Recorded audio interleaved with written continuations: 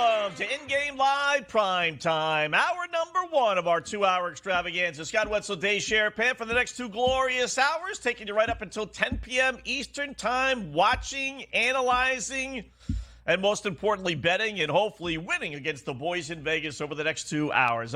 Busy 2 hours is as we like it here. We got NBA, we got college basketball, we got NHL, we got same-game parlays, we got Black Clouds.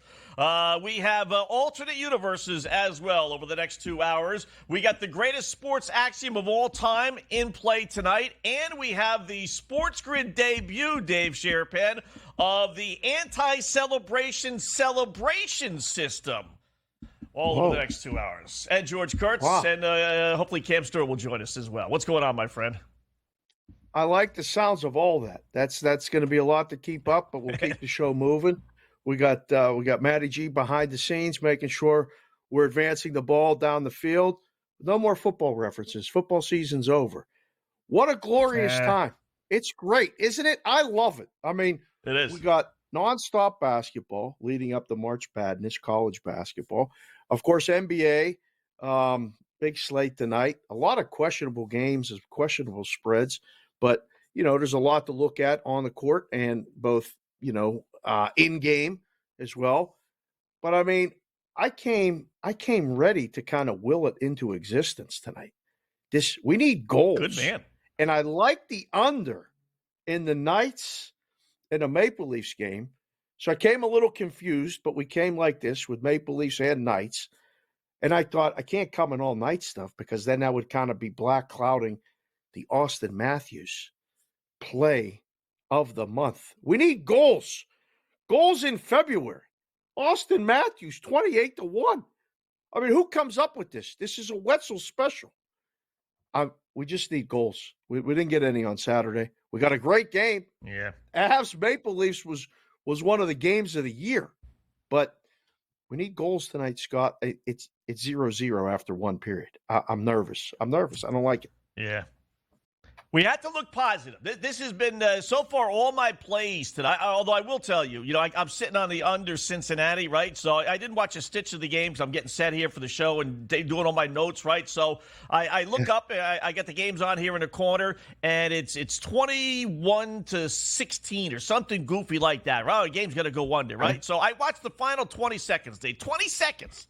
That they've scored 40 points, basically, right? In 19 minutes and 30 seconds. I watched the final 20. I know that doesn't add up to 20, but you know what I mean. And I see Houston get a bucket, and then I see Cincinnati get a bucket. I see 5 points in 10 seconds. I don't want to watch the game. I don't even want to watch it. Whatever I watch, I bet on, I lose. I'm like the antithesis. Most people want to watch what they bet. Not me. Nope. Give me Valpo versus Evansville when I got a big bet on Cincinnati and Houston. It doesn't matter. So I'll throw this at you, though, right? If I told you before our bet, right? If I told you before the Austin Matthews bet, that's not looking good. We need 3 goals. But if I said we could have him get 12 goals and need 3 with 2 games left, would you take that?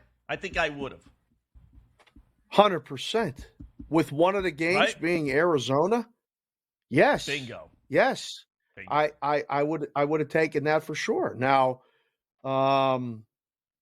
it would be nice to not have to come down to maybe needing an empty netter on the last shift of the month. Like let's try to get that a little sooner rather than later. But I guess that's part of the sweat. You really don't like watching the games, huh? Especially the basketball. No. What's the worst sport of all of them? When you have action on a game, because I've gone back and forth to people, they love watching the football. Win, lose, or draw, people love watching the football. But of the other sports, which one's the worst one to watch when you're in action? Not even close. I don't have to think more than a second. NBA. These NBA players are as dumb as a box of rocks, Dave. I'll give you an example. This weekend, me and Joe Madden, right? Great working with Joe. We're doing in-game live, and I got the under on a Minnesota game, Minnesota versus the Brooklyn Nets, right? In-game number, obviously, 190.5. I'm sitting at 186, right? So I got 4 points to give. I'm in a little bit of trouble here, right? But I got a shot because it's a 9-point game. And it seems like Brooklyn has given up. Minnesota's got the ball. There's like a minute 15 left. Fresh 24-second shot clock. You know what dopey Minnesota does? They take a shot 4 seconds in because they'd gotten the rebound off a missed free throw. 4 seconds in, up 9 with just over a minute left, and these mopes are taking a shot. They get the rebound again from that shot. What do? Pull the ball out, right? Kill the 24-second shot? No, they take another shot within 5 seconds of having the basketball. They get it a third time, and for a third time, Dave, they take a shot. This time with about 15 seconds left. I mean, 3 possessions in a 9-point game in which the opposition now is the clock, not the actual team you're facing, right? Right. Right. And these guys are taking up shots. I mean, it's just like that's why it's the NBA because they're not game management wise. They're just I got the ball, I'm going to shoot. It's the NBA. I don't care if we need to kill the clock. What's the difference? Shoot. They might have had just get another basket, get a double-digit lead, put the game away on their minds. They may have been like, look, I need to score to get, contract incentives. Strange things happen in the NBA after the All-Star break. There's a lot. This is when it gets really, really tough as far as the betting. And, I mean, I had a stroke a little over 3 years ago, and thank God I'm okay. But I think part of my contributing stress of life was booking the NBA after the All-Star break because you go into work today, you're like, the games that are coming up, right? All right, we got Charlotte, Milwaukee coming up. We got Detroit, Chicago coming up. You already know your position is already established before you wake up. You need the dog. You need the dog in all these games. The Spurs are playing the T-Wolves. Guess who you need is the book. Every single dog, every single night, and you hope that they're playing up to the capabilities of trying to win a game because now the tanking thing is real. The tanking discussion begins this week. And I don't know, there's 3 games right there. Do you want any one of those dogs? How many of those dogs, of those 3 right there that we had on that beautiful graphic, how many of those cover tonight? I bet 2 out of the 3 cover, but that's just gambling. I was going to say 1. Yeah, I was going to say 1.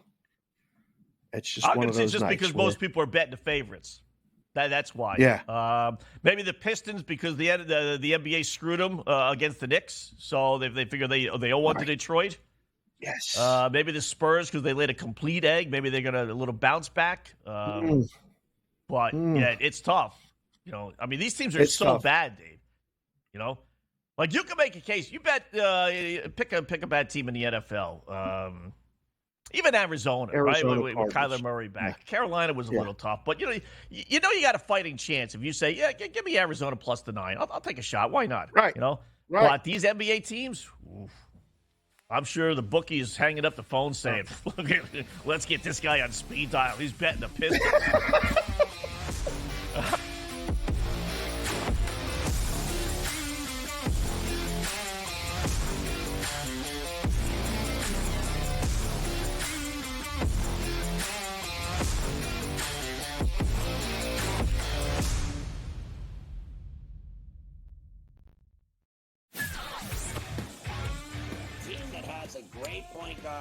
A great big that can block shots, a team that can play defense, and seniors that can put the ball in the hole. That's who you bet on. You don't bet on freshmen. You don't bet on teams that don't play defense. There you go. I mean, you got to run the guy over to call a foul in a tie game in that kind of a spot. That was a bad job by those refs. Pharrell Coast to Coast, only on SportsGrid.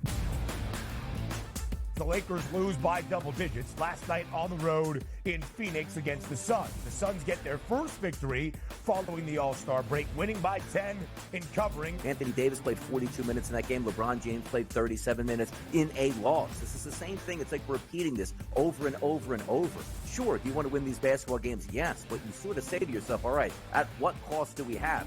The Early Line, only on SportsGrid. Like the Minnesota Wild were down by 2 goals today. They were down by 3 goals, actually, today at one point. And they came back and won. Like teams like, the Edmonton Oilers and the Coyote game went back and forth. The NHL really, you could argue, really is the best sport for in-game betting, where you can pull the trigger on both teams. Sports Rage Late Night, only on SportsGrid. Your gut says Miami is going to win, and you should take the over.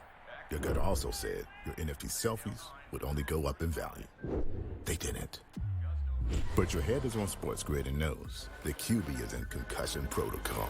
The backup has a 45 QBR against the zone coverage. The New York D has the most sacks in the league. So yeah, trust your head. It's smarter to be on SportsGrid. Anyone that's been to a sporting event, the atmosphere before a game, I think Game Time Decisions has that same exact atmosphere. This is our arena.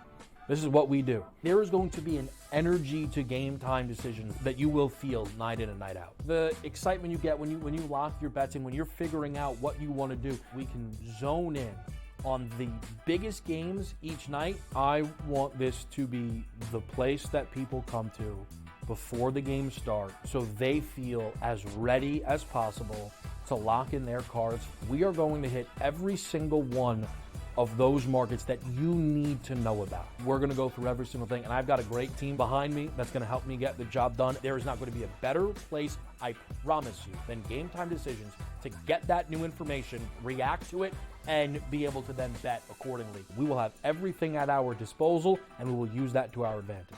I'm Kevin Walsh. Tune into Game Time Decisions from 6 to 8 p.m. Eastern on SportsGrid.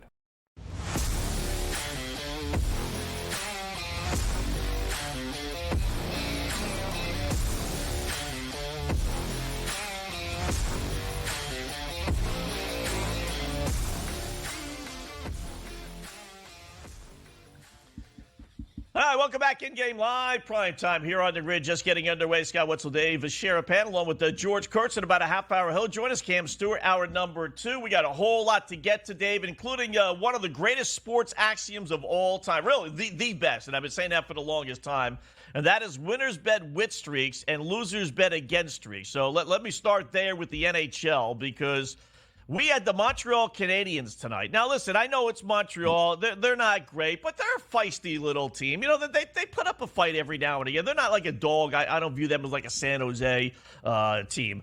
And they were pick'em tonight at home against Arizona, which you talk about, I'll date myself. They have more issues than Carter has pills. Old pill company, Carter. So, I mean, between losing 12, right? Remember Carter had, that was one of my old father, my father, God rest his soul. So anyway, Arizona's lost 12 in a row.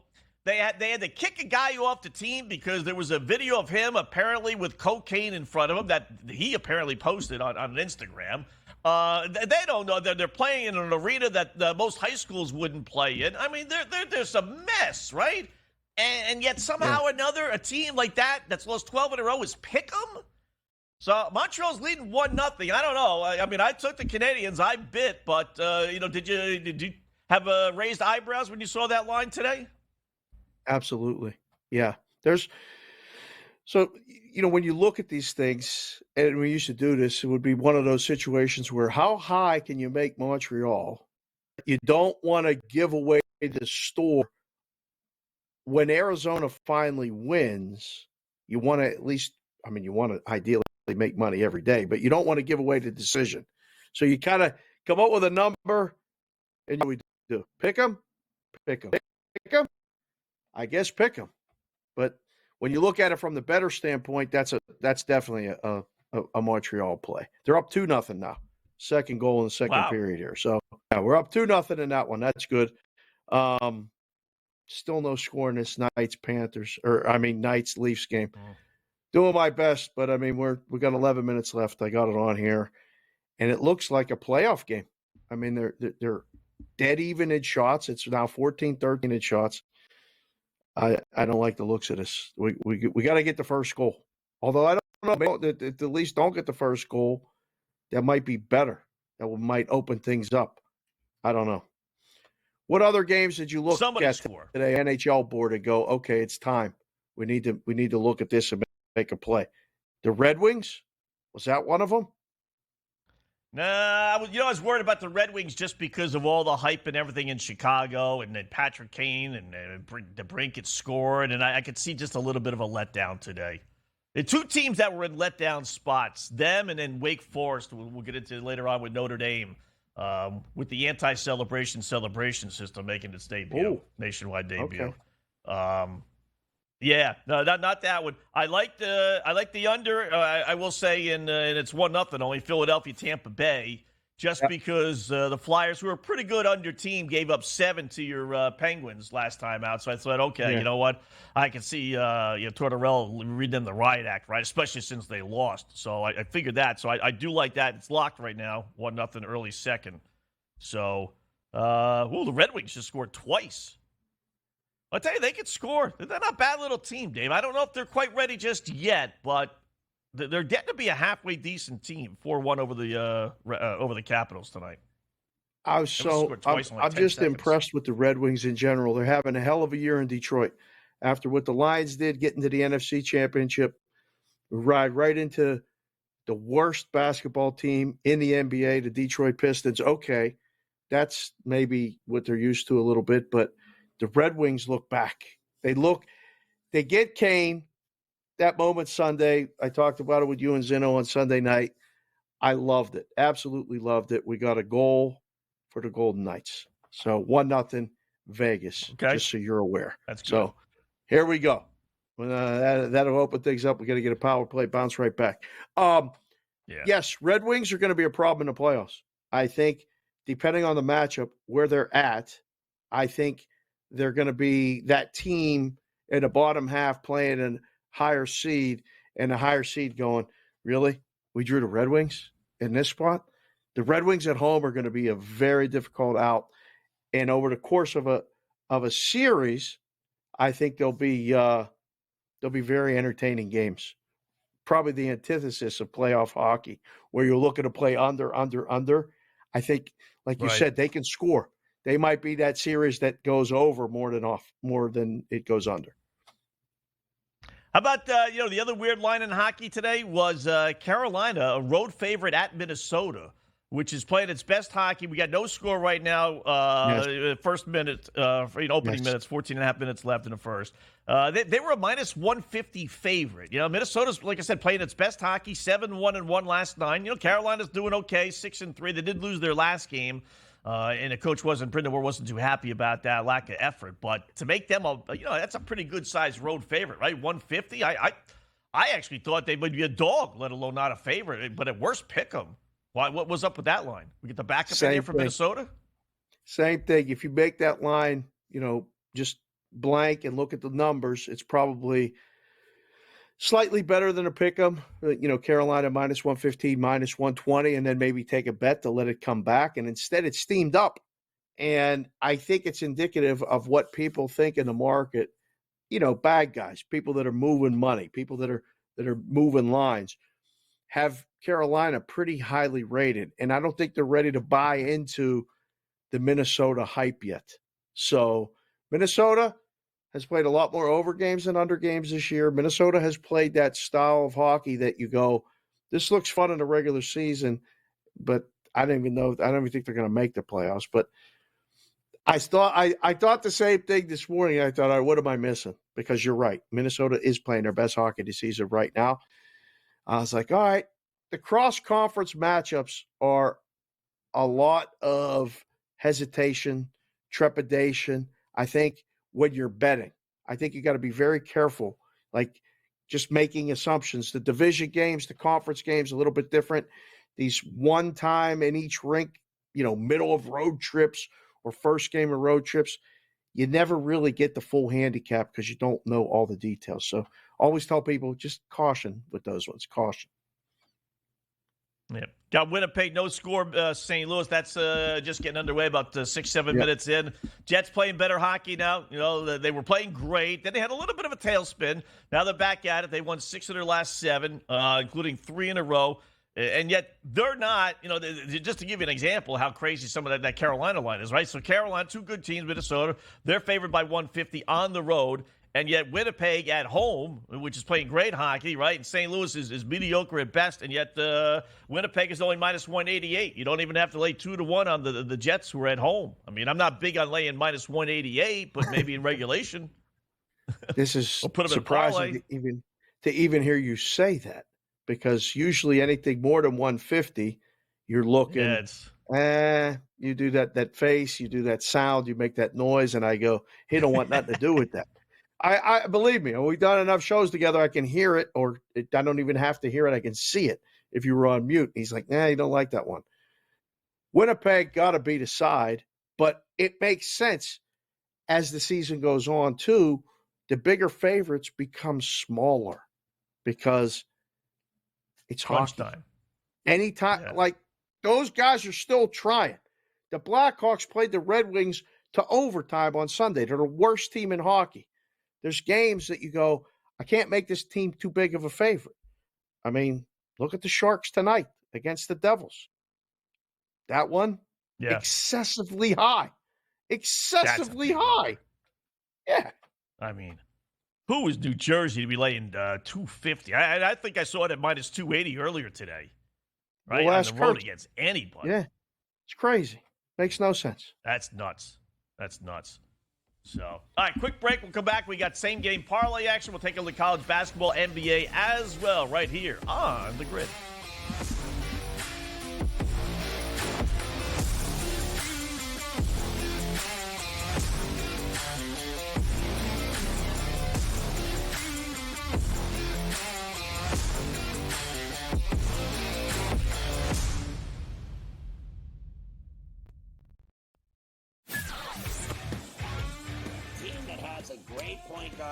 A great big that can block shots, a team that can play defense, and seniors that can put the ball in the hole. That's who you bet on. You don't bet on freshmen. You don't bet on teams that don't play defense. There you go. I mean, you got to run the guy over to call a foul in a tie game in that kind of a spot. That was a bad job by those refs. Pharrell Coast to Coast, only on SportsGrid. The Lakers lose by double digits last night on the road in Phoenix against the Suns. The Suns get their first victory following the All-Star break, winning by 10 in covering. Anthony Davis played 42 minutes in that game. LeBron James played 37 minutes in a loss. This is the same thing. It's like repeating this over and over and over. Sure, do you want to win these basketball games? Yes, but you sort of say to yourself, all right, at what cost do we have? The Early Line, only on SportsGrid. Like the Minnesota Wild were down by 2 goals today. They were down by 3 goals, actually, today at one point. And they came back and won. Like teams like, the Edmonton Oilers and the Coyote game went back and forth. The NHL really, you could argue, really is the best sport for in-game betting, where you can pull the trigger on both teams. Sports Rage Late Night, only on SportsGrid. Your gut says Miami is going to win, and you should take the over. Your gut also said your NFT selfies would only go up in value. They didn't. But your head is on SportsGrid and knows the QB is in concussion protocol. The backup has a 45 QBR against the zone coverage. The New York D has the most sacks in the league. So yeah, trust your head. It's smarter to be on SportsGrid. Anyone that's been to a sporting event, the atmosphere before a game, I think Game Time Decisions has that same exact atmosphere. This is our arena. This is what we do. There is going to be an energy to Game Time Decisions that you will feel night in and night out. The excitement you get when you lock your bets in, when you're figuring out what you want to do, we can zone in on the biggest games each night. I want this to be the place that people come to before the games start so they feel as ready as possible to lock in their cards. We are going to hit every single one of those markets that you need to know about. We're going to go through every single thing, and I've got a great team behind me that's going to help me get the job done. There is not going to be a better place, I promise you, than Game Time Decisions to get that new information, react to it, and be able to then bet accordingly. We will have everything at our disposal, and we will use that to our advantage. I'm Kevin Walsh. Tune into Game Time Decisions from 6 to 8 p.m. Eastern on SportsGrid.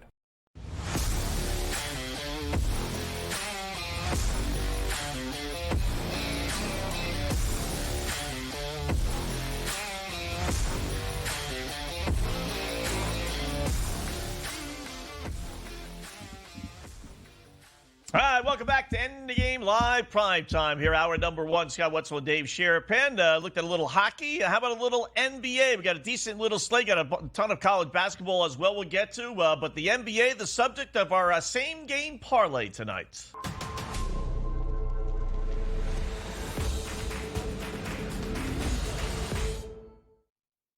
All right, we're going to go to the NBA. Got to go at home. This is the back end of a home and home, a traditional home and home. First game in Houston. This one here at OKC, where the Rockets are a decent-sized favorite over the Thunder, a decent-sized favorite over the Rockets. I won't lay the 10, although chances are they'll cover. But I'll just grab them on the money line. Houston's one of the worst road teams in the NBA, so let's go with OKC. Money line minus 480 against Houston. We'll start there. We got four other pieces we're going to use. We're going to go under 234.5. That's a big number. The scoring has come down here since the All-Star break, and really even a little bit before there. And Houston doesn't play well on the road, so I don't think this is going to get to 235. You need both teams to really step up. I kind of see this as like a 120, 105, 117, 100 type of win for OKC. We're going to go with Gilchrist Alexander over 26.5 points, minus 300. His normal number is close to 30, if not over 30, actually 31.5. He might not get that because this might be a blowout. So let's cut it down to 26.5. He's getting 27 points every single game, so no worry about that. We'll go with Chet Holmgren over 14.5 points, minus 178. I think he will be on the court even in a blowout, so he's going to get his 15 points. And then we'll go with one guy for Houston. We'll go with Big Al Sengun over 19.5 points, which is pretty much his average. But don't forget who actually drafted him out of college. OKC. They traded him draft day. They basically traded the rights to the 16th overall pick, but technically he was an OKC Thunder. They move him to Houston, and if there's ever a game where the guy's going to get up for, maybe this is it. So let's go five-piecer. OKC wins under 234.5. Gilchrist Alexander a minus 27 points. Holmgren 15 points, and Sengun 20 points. And that pays a nice about 8.5 or so to 1, depending on where and when you do your shopping. What do you think? That's Dave? a big menu. That's a lot on the menu. I feel like you might have gone in for an extra dish, like you must be working out and on the court enough. That's good to see, so you can afford the extra calories. There's a couple there that I'm a little nervous about. Both the bottom two on that graphic, the Sengun one and Holmgren. But listen, SGA has been arguably the MVP of the league. So betting on his points over against a team he's supposed to clean up against is good. I like OKC. I think they got a shot to cover the big number, so them on the money line looks good. Worried about the total at all? This is a little because you need Houston to dance. If Houston doesn't dance, mails it in, we may be in trouble. Right, because it'll be just a blowout score. Right. Yeah. I thought about that, and I just, hemmed and hawed on whether I was going to do under or over, and I just chose that. I just think that 235, it's a lot of points. Okay. I don't want to have to root for a lousy team to score. I don't know what it is with this Rockets team. Now, they've lost a lot at home, too, lately, but they just don't play well at all on the road for some goofy reason. So, kind of a flip of a coin. Give me the under. Okay. More times than not, I do go with the over, but tonight I know. With the under. All right, that's fine. If that's the only one I lose, I'll be in trouble. I'll kick myself because I'm like, what am I, a dope? Betting under in an NBA game? What, you're the only guy in America that's betting under in an NBA game, right? Well, no, the last few days, there's a couple really good follows on Twitter. Friends of mine, one guy's out in Vegas. His name's Matt Jacob. Every night he summed it up. Sunday was 11-0 to the under. Friday, I heard it was that 8-2 to the under.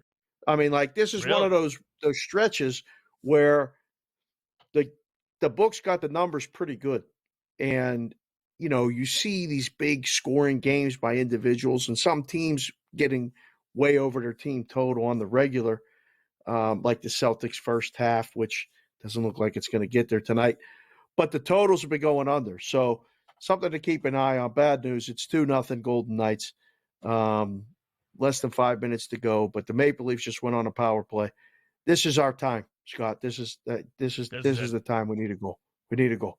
Sorry, go back. All right. Keep us back on track. Go ahead. I just bring that That's up. all right. That's all right. That's no problem. I'd rather have it be 2-0 and them on a power play than 1-1. I mean, I don't care if they lose 7-5 or 3-2, as long as we get the 2 goals from for our guy Matthews. So I know you're rooting for Vegas. I'll root for Vegas. You go ahead and score as much as you want. If anything, that maybe just opens it up a little more desperate. A little more ice time for Matthews when his team is down versus up 2-0. So I'm okay with it. I'm okay with it. We're gonna get it.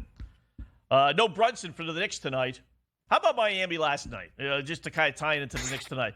But Miami has nobody. You and I could have started for Miami last night, right? They're on the road and they win the game. I mean, you talk about betting the NBA, right? So tonight, no Brunson, no Randall, no AG. 3 best players by far for the Knicks. And so far, they're hanging tough. Late first quarter, down 45-41.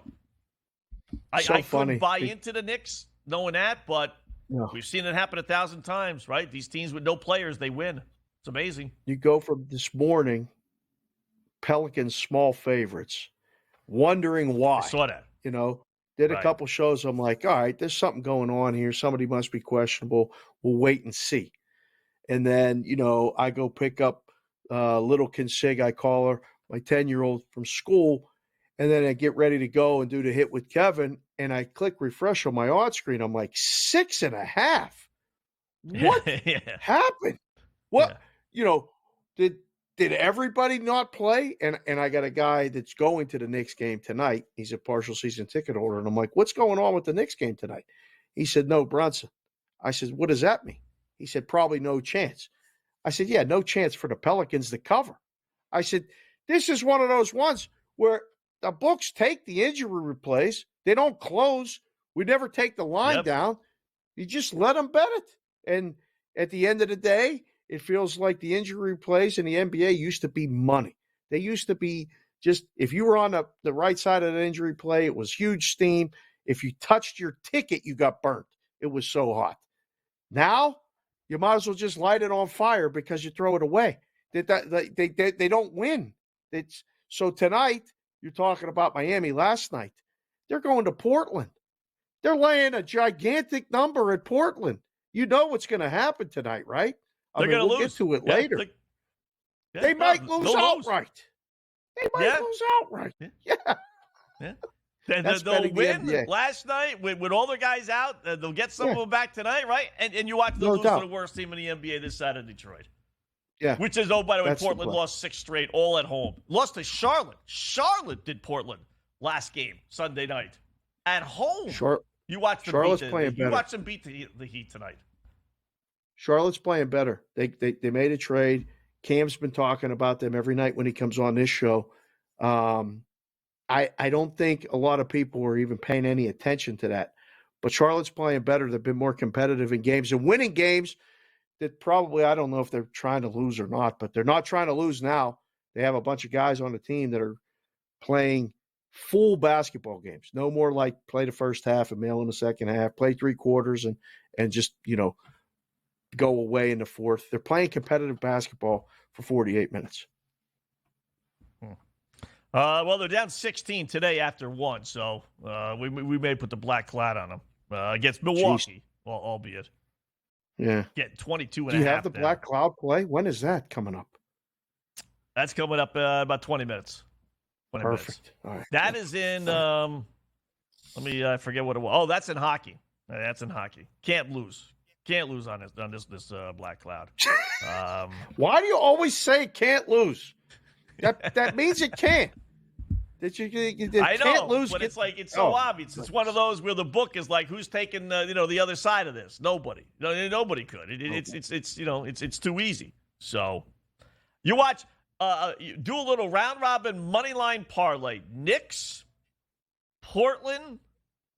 And who's the third one? Oh, Atlanta Hawks, who are playing terrific without Trae Young. Go figure, right? Up again tonight against Utah, 48-38. And if we got the guts, maybe Charlotte even. If you tell me Charlotte's playing better. Can we throw the Celtics in game right now? The Celtics are only up 53-51 at halftime against an undermanned 76ers team. They're not losing that game. Yeah, we know Embiid. Can't lose that game. No, Black cloud them. they can't. They're not losing. Yeah. No way. 7.5. What was the line to start? I forget. 10.5 or so? 11.5 for Celtics? Yeah. Oh, yeah. The Celtics closed. Let me click refresh here. 11.5 at most places was the closing number. Yeah, up to. Thanks for coming. Okay. You know what's happening in Brooklyn? There's another, the Nets under Kevin Ollie now 2-1 under. And they're playing at Orlando. Now they're getting destroyed 78-56, but it's another under. Ooh. It's at 205.5 now. It was 215.5. I don't know, and they're not scoring. You know, they got blown out game number 1. I think they won game number 2. They got blown out again last night, and they're in the process of getting blown out again for a third time. So this poor guy, I know he's on an interim basis, but he's in the process of losing by 20 points or more in 3 of his first 4 games. And his Nets team is just I've been betting, Dave, all unders on their players because the numbers that these guys have posted are not indicative to how good or how bad or how mediocre they really are. But, you know, anybody can score 20 points if you're losing 140 to 120, which is what the Nets were doing. So bet under on Bridges and bet under on all their guys. And they're getting whacked again tonight. Bullhorn. Back after this.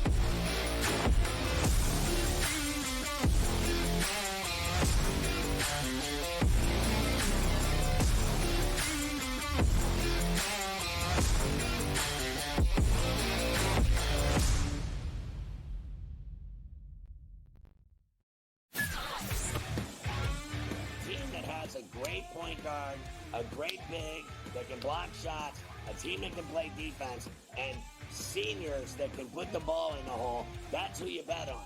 You don't bet on freshmen. You don't bet on teams that don't play defense. There you go. I mean, you got to run the guy over to call a foul in a tie game in that kind of a spot. That was a bad job by those refs.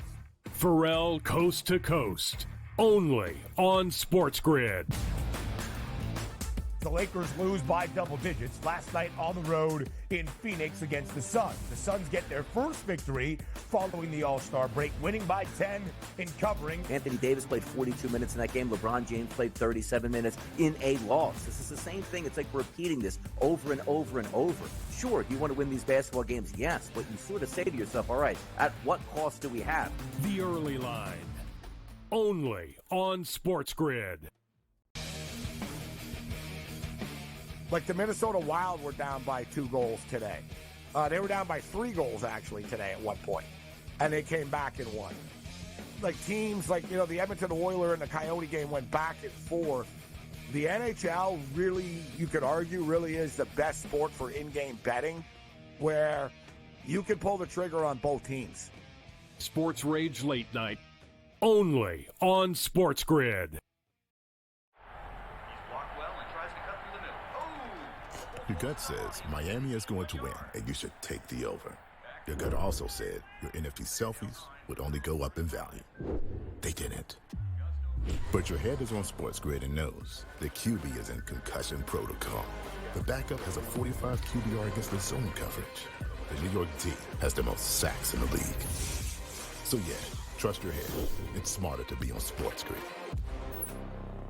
Anyone that's been to a sporting event, the atmosphere before a game, I think Game Time Decisions has that same exact atmosphere. This is our arena. This is what we do. There is going to be an energy to Game Time Decisions that you will feel night in and night out. The excitement you get when you lock your bets in, when you're figuring out what you want to do, we can zone in on the biggest games each night. I want this to be the place that people come to before the games start so they feel as ready as possible to lock in their cards. We are going to hit every single one of those markets that you need to know about. We're going to go through every single thing, and I've got a great team behind me that's going to help me get the job done. There is not going to be a better place, I promise you, than Game Time Decisions to get that new information, react to it, and be able to then bet accordingly. We will have everything at our disposal, and we will use that to our advantage. I'm Kevin Walsh. Tune into Game Time Decisions from 6 to 8 p.m. Eastern on SportsGrid.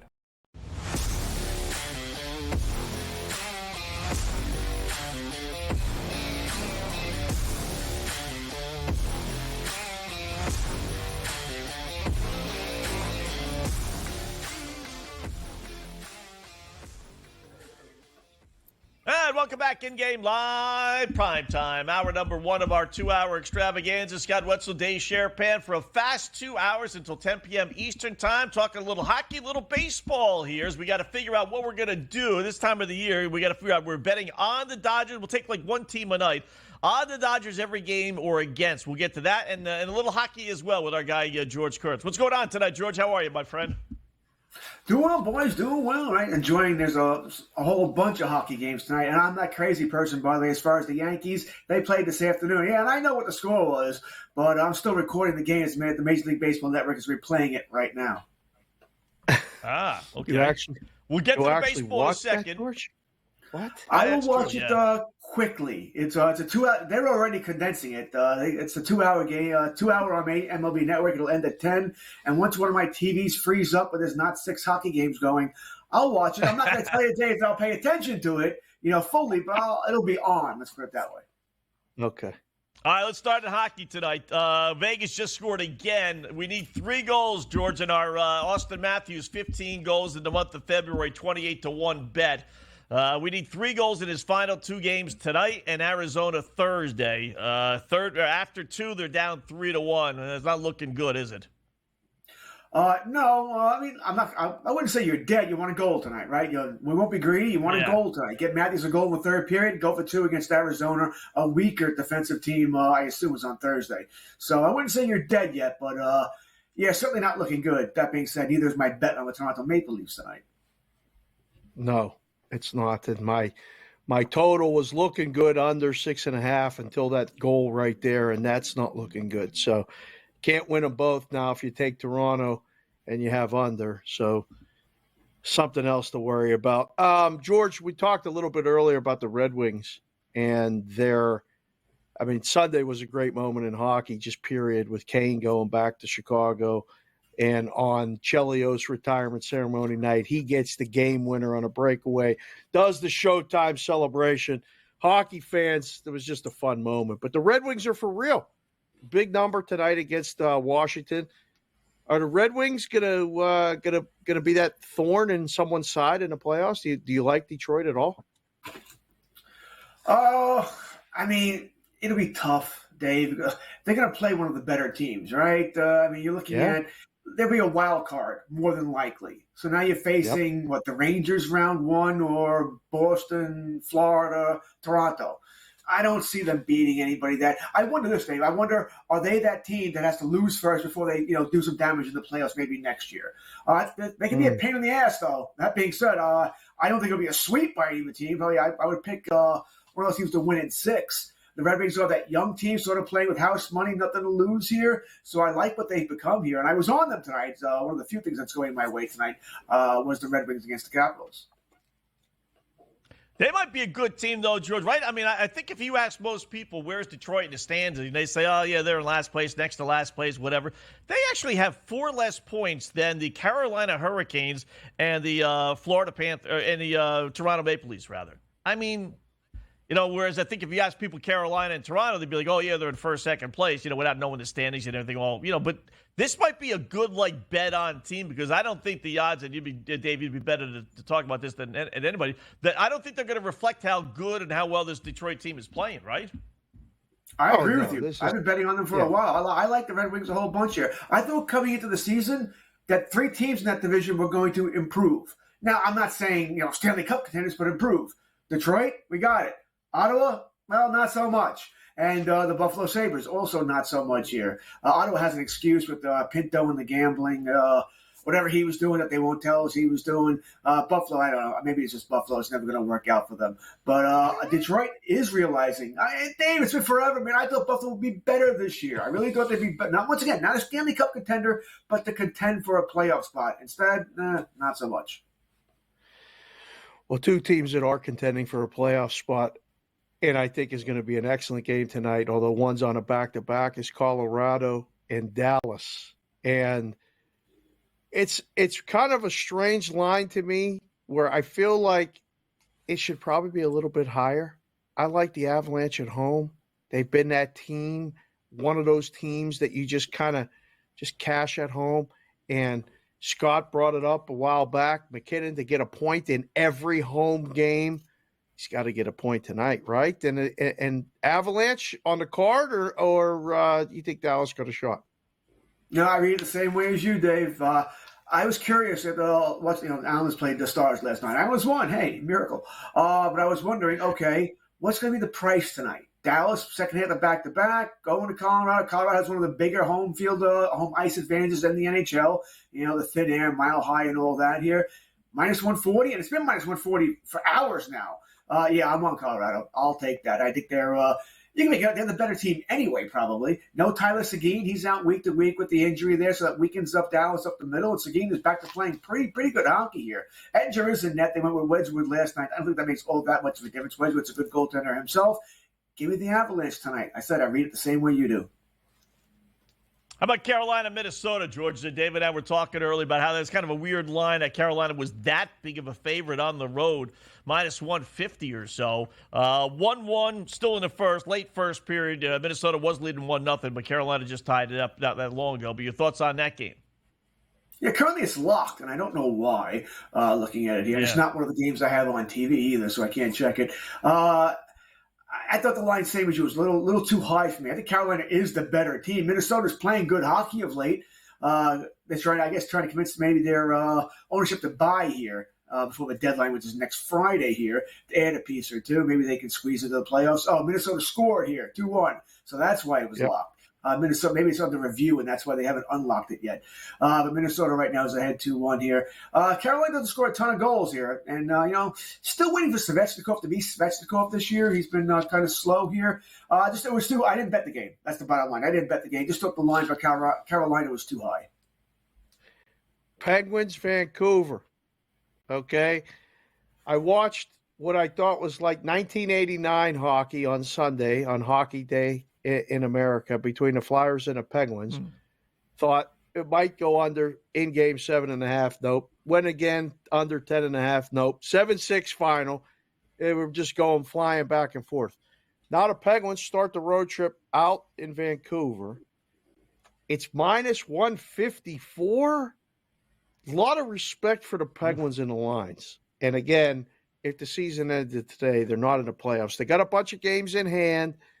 Crosby's selling the dream every day in Pittsburgh. We're going to make the playoffs. We're going to do blah, blah, blah, blah, blah.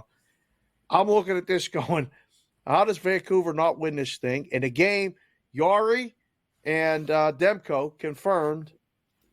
I'm going to bite again, I think under. Well, any thoughts on this one? I know you're staying up late to watch it after you rewatch the Yankee game. A Yankee game they lost 4-2 today. Once again, you and I read this the same as far as the Canucks are concerned. I think the Canucks got a little bit of a monkey off their back on Saturday and lost 4 straight, granted against good teams. They were able to come back they were down 2-0 against Boston, came back, won that game. I believe it was with OT. Monkey off their back. I think they'll take care of business tonight against the Penguins. I kind of lean towards the under like you. I don't know if I'm going to pull that trigger. The reason I lean towards the under is that the Penguins on the power play suck. For lack of a better, it's terrible. They can't. Which is amazing. Crosby, Malkin, Letang, and you can't score on the power play. They don't have Gensel either. Penguins are in a tricky position. You mentioned a whole bunch of games they have in hand here. You still got to win those games to get in. Trade deadline is now what? If you don't include today, 9 days away. Gensel's not going to return before the deadline. Boy, what do they do? What do they do with players like Raquel, Riley Smith, stuff like that? Tough spot for them. That being said, I'm on Vancouver tonight. I just don't see the Canucks losing this game. I think they're going to, like I said, monkey off their back. They'll relax. I think they take care of business. But I have not pulled the trigger on that under. The fact that it's 130, minus 130 also bothers me, Dave. Yeah. All right, the ever-ending question. Do we bet on the Dodgers every game or against them? We talked a little bit about it the other night, George, and you brought up a good point. I wonder what it would be if we laid a 1.5 with the Dodgers. Well, Dave and I were talking about it before. I went modest with the minus 170 price. Dave thinks it could be even higher than that on average. But on average, if you used 170 for 162 games, minus 170, you bet on the Dodgers, they would have to go, in order to win money, 103-59. That's basically just to break even. You bet against the Dodgers, you'd have to go 95-67 in order for you to win money. And I don't think they're winning only 95 games. So You brought it up. What happens if they lay a run and a half? Well, I looked it up. I tell you, it is amazing. This Dodger team last year won 85 games by 2 runs or more, only 15 by 1 run. 2 years ago, they won 96 games. You see it there, by 2 runs or more. Only, again, 15 by 1 run. Even 3 years ago, when it was only 84 wins, and he did have 22 by 1 run, 1 wins. So over the last 3 seasons, this team has won 265 games by 2 runs or more, only 52 by 1 run. I mean, that is just crazy. There's no By the reason way, to they bet just them on the added money line. Throw out all Ohtani the to great that work I lineup. did. That's amazing that? work, but they just added Shohei Ohtani to that lineup. Right. He's only going to hit in the 2-hole, maybe. Maybe he'll lead off. Maybe he'll hit 3. You got to bet their first inning, yes, almost every game. I was talking about it earlier. You're making me think about it more.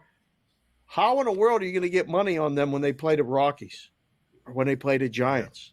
How are you going to get money against them? It's going to be tough, George. It's a problem. Gabe and I were talking about this last night, too. A lot of this -1.5 is going to be -190. Right. So that's going to be a problem as well here. And how long is it going to take for them before it's -2.5? The pregame. Not during the pregame. Well, now you got to go late. They got to win by 3 to win money here. Oh. Scott, you just put up all the numbers here. And as Dave just said, too, they're a better offensive team now. All right? Yeah, Ohtani. Teoscar Hernandez is a nice add, too. For the outfield inning. Come on. Your worst hitters are what? Jason Hayward, who's not awful. But he's your worst hitter. Gavin Lux is a guy who's a top prospect. He got tore the ACL in spring training last year. They're going to blow people straight to hell. Now, the pitching staff, although maybe not great, is really good. So, Gabe is of the belief, and I'm with him here, that the way to make money is just take the team over total, over 103.5 or 104.5, whatever it is. They won 100 games last year, and that pitching staff was garbage. Everybody and their mother got hurt, right? How do they not win? 105, 106, 110, 112? Do they set the record this year of 117? Would any of us be shocked if they won 117 regular season games and set the record that the 2000 Mariners have? I wouldn't be. I would. Right? I'm heavy on the I would be shocked because they're going to take a break. Like I don't think if they get close with a week to go, what's the advantage in throwing guys and trying to do it? Right. They have to win in the playoffs. It doesn't matter how many games they win in the regular season. This team is now they have to win in the playoffs. So I don't know. I would be surprised. 117 is a bold statement, George. I think they're a shot. I'm not saying they're going to do it. I do think they're going to get way over 103.5. I think 106, 107 is minimum. And 111 doesn't shock me at all. Yeah. I don't know how it went down to 103.5 from 104.5, but it did. So, George, great job, my friend. We'll talk to you next week.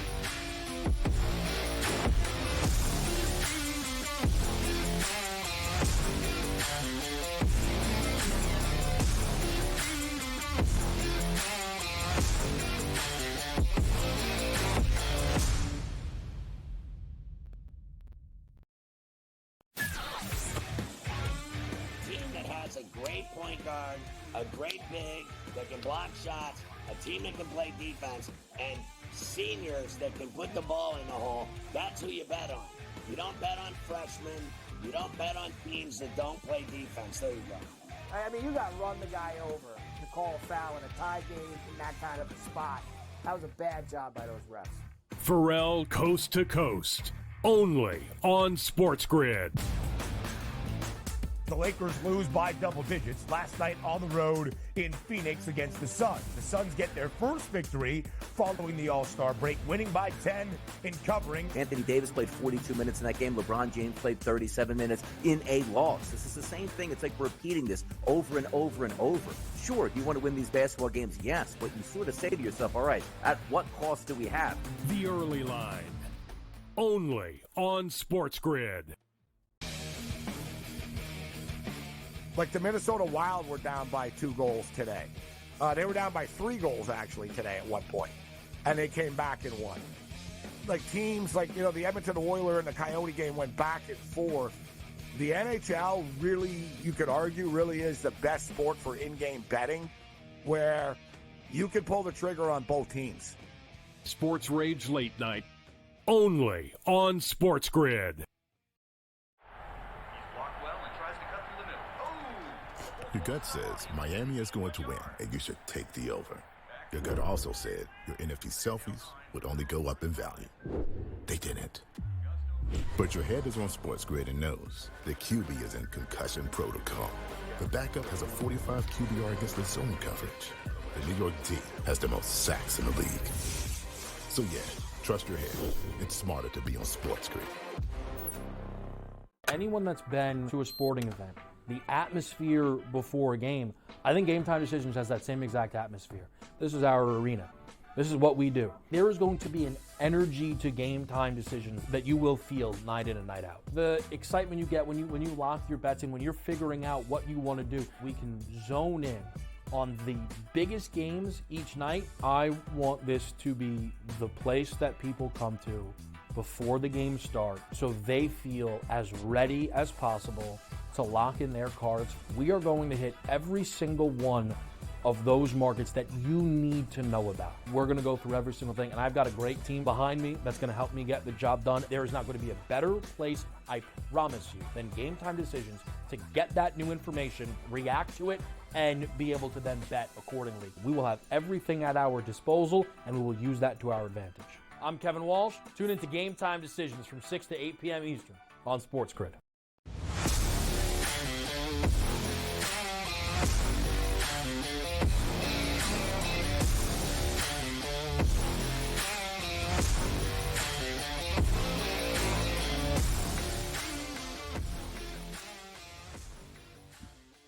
All right, welcome in-game live prime time as we close out hour number one, but don't go anywhere because we got the full hour to go, including all our little specials that we like to do. And I want to get back into the conversation with Dave next hour about the Dodgers. We got to figure out a way. I got a couple things. I want to see how high he thinks a line will be. You know, pick Dodgers versus Rockies. You know, Dodgers at home on a Saturday night with the full lineup in and Kershaw's pitching against the Rockies' worst pitcher. How high will the line go? And then we got to figure out ways if every game is going to be like 3-1. You know, we got to come up with something. He suggested maybe first inning run score. That's not a bad way. So we'll get into that second hour, in addition to obviously following all the games that are going on. One of the games going on, Colorado versus Dallas, starting here in a little bit, the subject of our Black Cloud.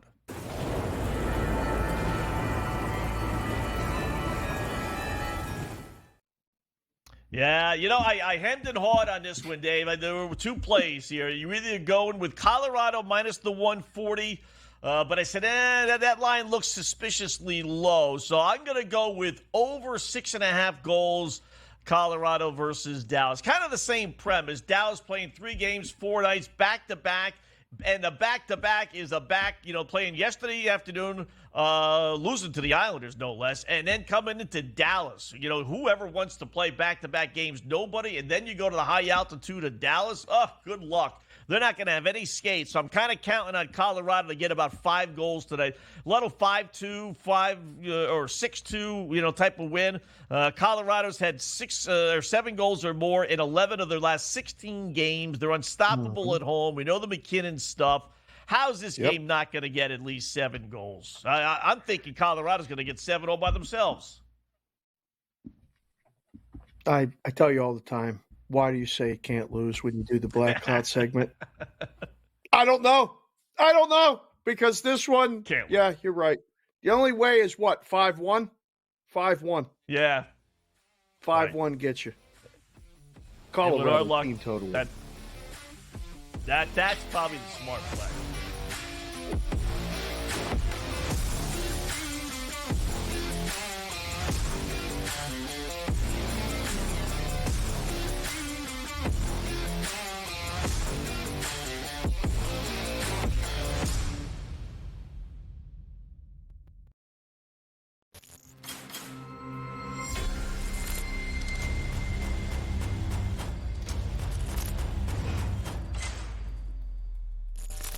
It's smarter to be on SportsGrid.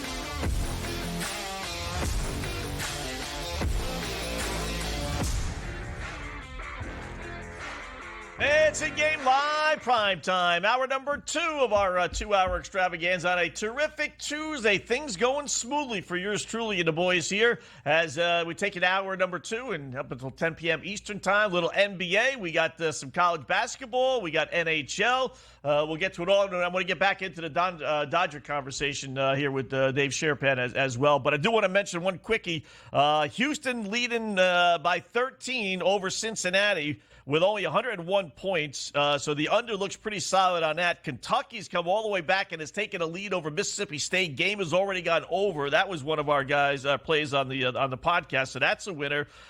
Tipping off here in a couple of minutes. They Wake Forest at Notre Dame. You know, we all look for angles. This is the anti-celebration celebration system making its national debut. Last time Wake Forest was on the courts, we all know what happened. They stormed the court. They were celebrating like it was nobody's business, right? Now they got to get on the road a few days later, and now they got to play at stinking, lousy Notre Dame. You know, this is not John Shoemate is not walking through that, and Adrian Dantley are not walking through that door, okay? This group of Notre Dame players sucks. So how about those references, huh? A little Toby Knight action with the little yellow uniforms and a little emerald there on the the 3-leaf clover, rather. Those were great uniforms. Wow. I love those uniforms. Kelly Tripucka? So I think there you go. Kelly Tripucka, another great one. Kids, look this up. This is absolute gold. And I'm talking gold, not the old school Notre Dame gold. These names we're throwing out. Amazing stuff. Go. Yes, definitely. John Shoemate with Digger Phelps. Used to watch it on Channel 4 here in New York, with Bucky Waters doing the play-by-play. I watched Notre Dame's upset win over UCLA, believe it or not. That's as a youngster. Real Wow. small. I've only seen that one on replay, Scott. I've only seen that one on replay. Bill Walton had a shot like 2 feet from the bucket. No one ever brings this up with him. Big bat. I mean, you and I could have dunked the ball, and he missed it. It was great. Of course, you weren't allowed to dunk back then, but anyway. Yeah. I think the Irish win tonight. I think they win. You do.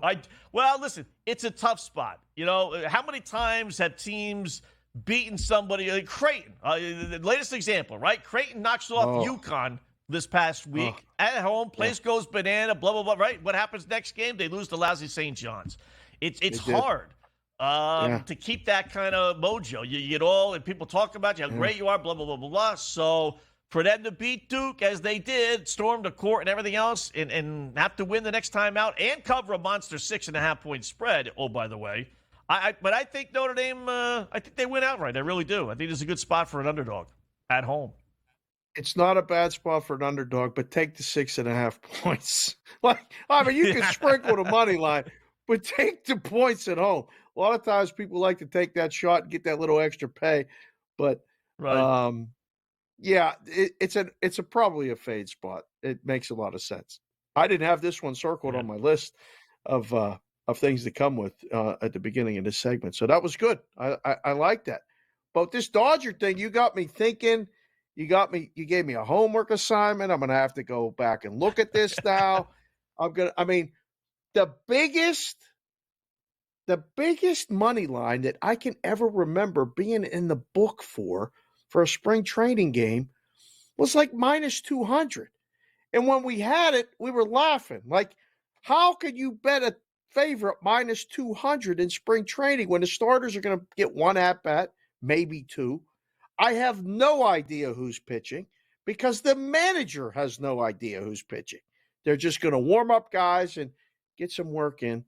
And I clicked the refresh on the closing line today at the behest of our producer, Matty G. Minus 280. Minus 280 was what this game closed today. It's February 27th.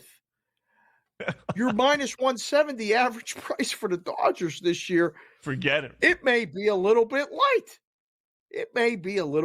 Scott. I mean, who the heck is laying minus 2? Well, first of all, who's betting preseason anyway, right? I mean, I'll bet on 2 cockroaches crossing the road, but preseason baseball, I mean, you talk about just like flipping a coin, but to lay almost 3-1, so that begs the question. What do you think?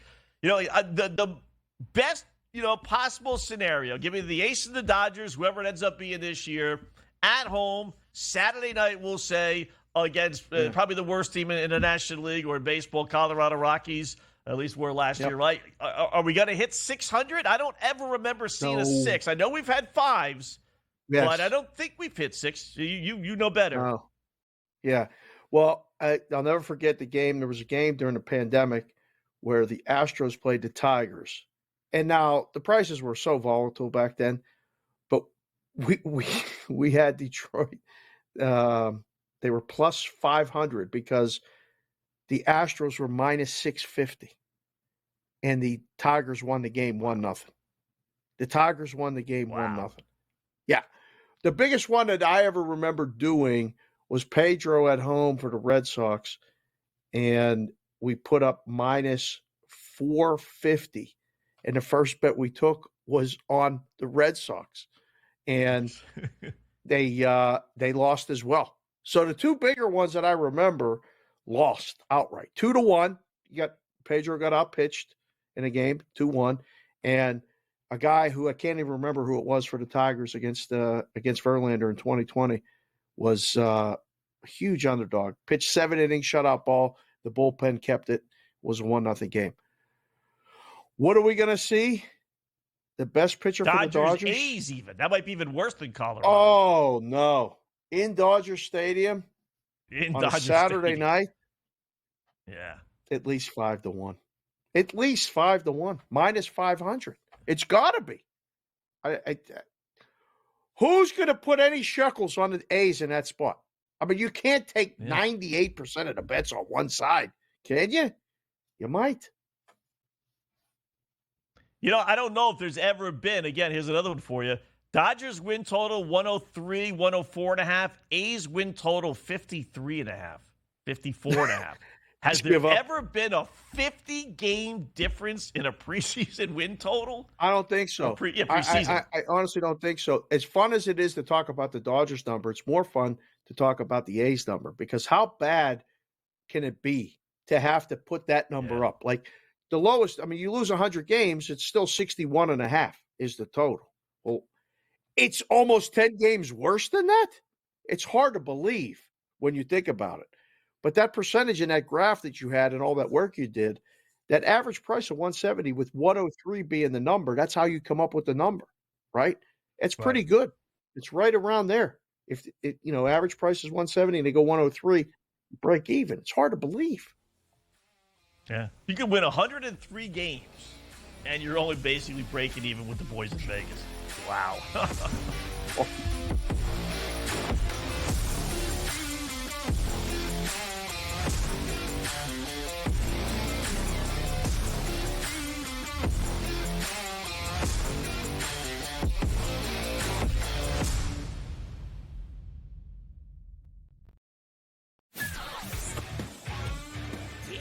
A great point guard, a great big that can block shots, a team that can play defense, and seniors that can put the ball in the hole. That's who you bet on. You don't bet on freshmen.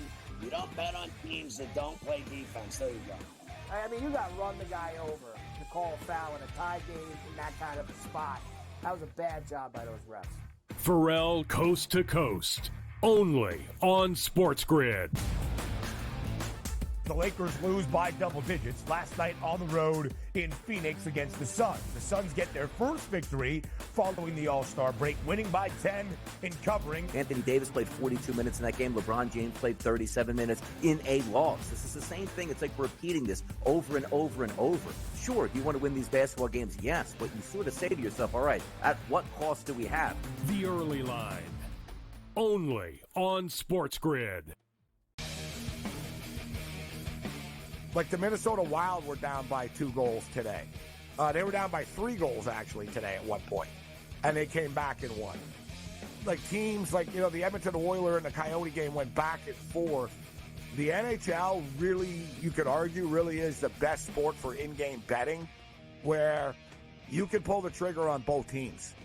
Sports Rage Late Night, only on SportsGrid. Your gut says Miami is going to win, and you should take the over. Your gut also said your NFT selfies would only go up in value. They didn't. But your head is on SportsGrid and knows the QB is in concussion protocol. The backup has a 45 QBR against the zone coverage. The New York D has the most sacks in the league. So yeah, trust your head. It's smarter to be on SportsGrid. Anyone that's been to a sporting event, the atmosphere before a game, I think Game Time Decisions has that same exact atmosphere. This is our arena.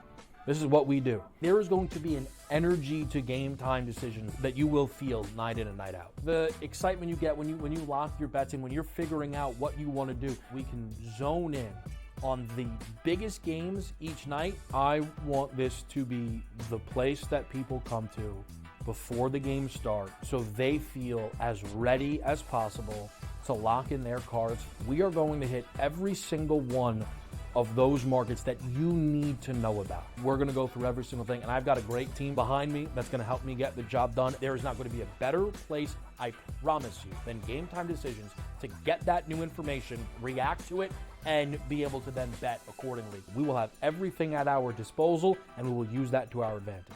I'm Kevin Walsh. Tune into Game Time Decisions from 6 to 8 p.m. Eastern on SportsGrid.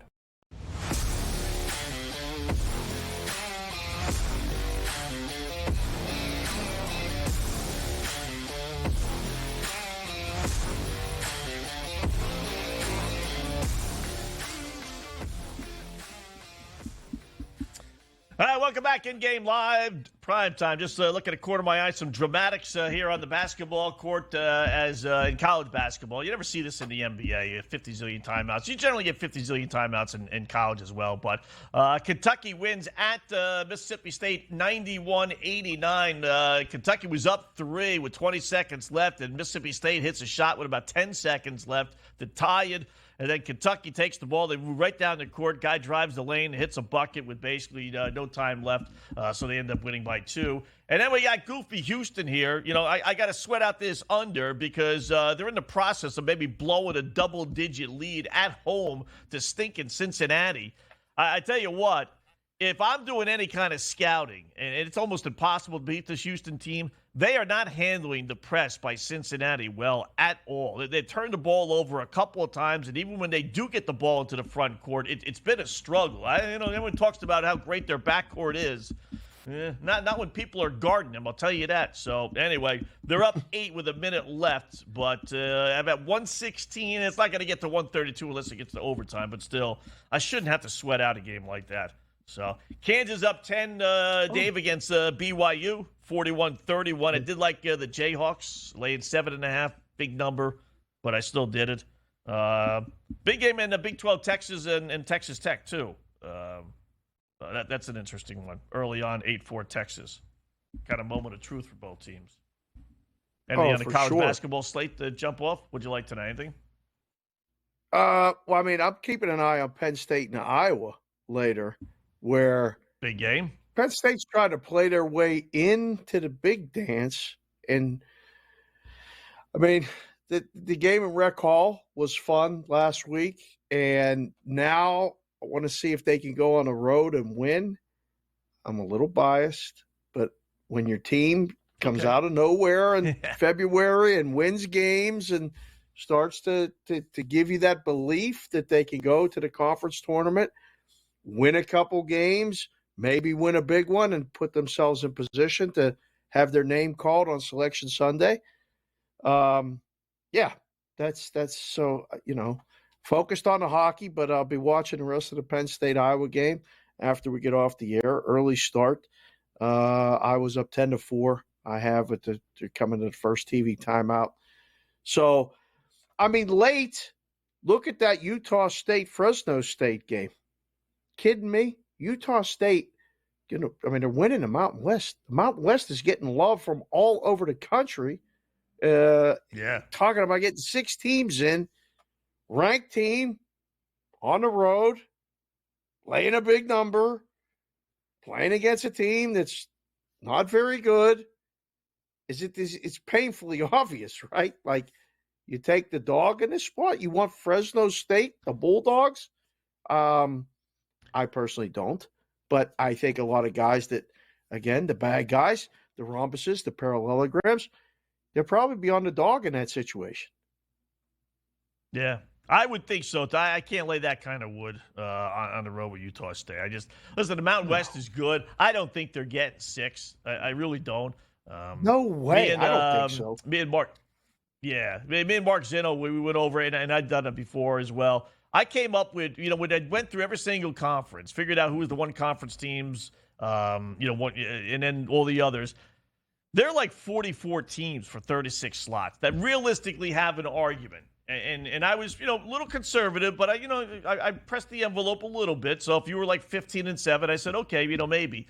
There's just no way. With the Big 12 getting 6, 7, 8, SEC getting 6, 7, 8, there's 15, 16 bids out of the 36 at large. It goes pretty quickly, believe it or not. Then you throw in the ACC, they're always going to get 4 bids. Now you're at basically 20, and you got 16 bids left for everybody else. So that there's no way in the world the Mountain West is getting that many. It's not unless they just want to screw over everybody else. But this is the first time, Dave, in a long time we're going to have like really good teams argue about not getting in. It's been a while since we've had that. Well, really good teams is in the eye of the beholder. I mean, I think we'll have records of teams that would indicate they're good, but I don't know if they're good teams. I really don't. Right. The conference you didn't mention with getting a lot of teams in was the Big Ten.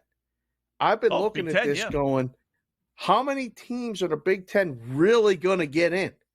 I don't think it's that many.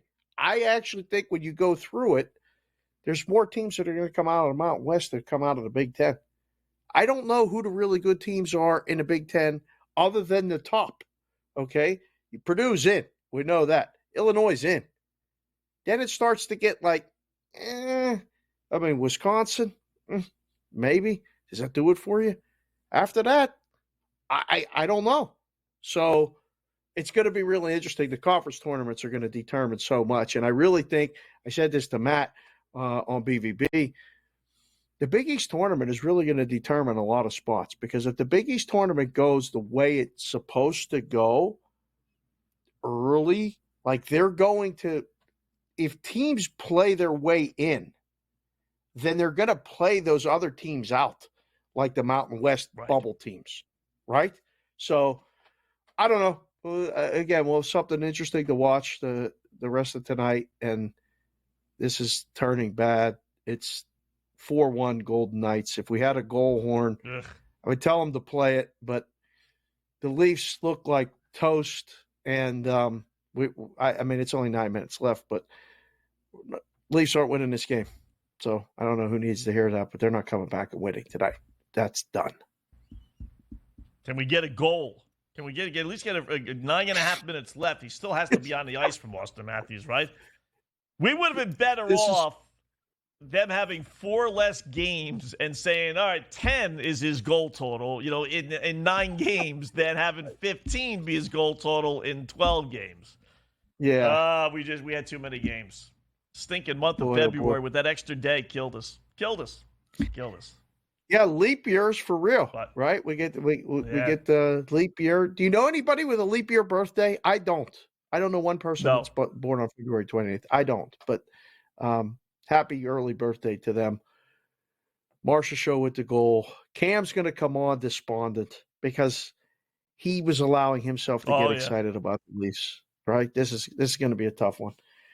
Who do you think Cam says to take in the late hockey games? I'm looking at it right now. He's going to come on. Dallas, Colorado. He's going to say Colorado, right? Colorado, Vancouver, Pittsburgh. He might make a case for my Penguins. He's going to take the Penguins. Yeah, I think the Penguins. Yep. I think so. Yeah. And then I think he'll lay a goal and a half with the Devils. Yeah, I think I'm going to go Devils. Take a goal and a half with the Sharks. Yeah, I think he's taking a goal and a half with the Sharks. Minus 120. Yeah. He might. He likes those dogs. By the way, he hit. You know what? My bad. I should have told the producer to come up with something. Out of the golfers he gave us last week, Dave, he actually hit. He gave us the winner. Put Knapp. a couple shekels on it. Yep. This guy Knapp, Jake Knapp, never heard of him. Whatever. Okay, you tell me. You follow it. I'll do it. And then the guy came through. So I'm expecting Cam to come in here with a new tuxedo on and everything else. Whoa, Dollar bills coming out of his hat and everything. Celebrate his win. 40-1. It's got to come up with something, right? Yeah. Knowing He almost Cam, it'll be gagged like it, I too. forgot to put the bet in. No, 100% Cam had him because he had him to lead after 2 rounds. He had him all tied up in a bunch of stuff. But what will be interesting to see is if he's already done the work coming up, because the Mexican Open is like an in-between tournament, and he hit it. Right. So now the bankroll gets flush. When you have a good week, you start to see other things, start to expand the reach a little bit, expand the market. I can't wait to see what he comes with later. It'll be good. Yeah.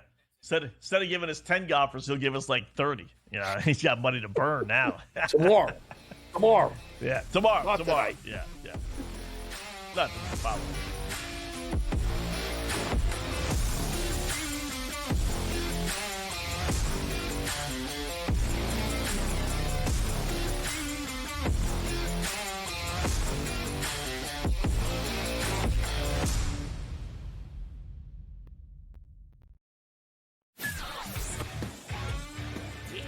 A great point guard, a great big that can block shots, a team that can play defense, and seniors that can put the ball in the hole. That's who you bet on.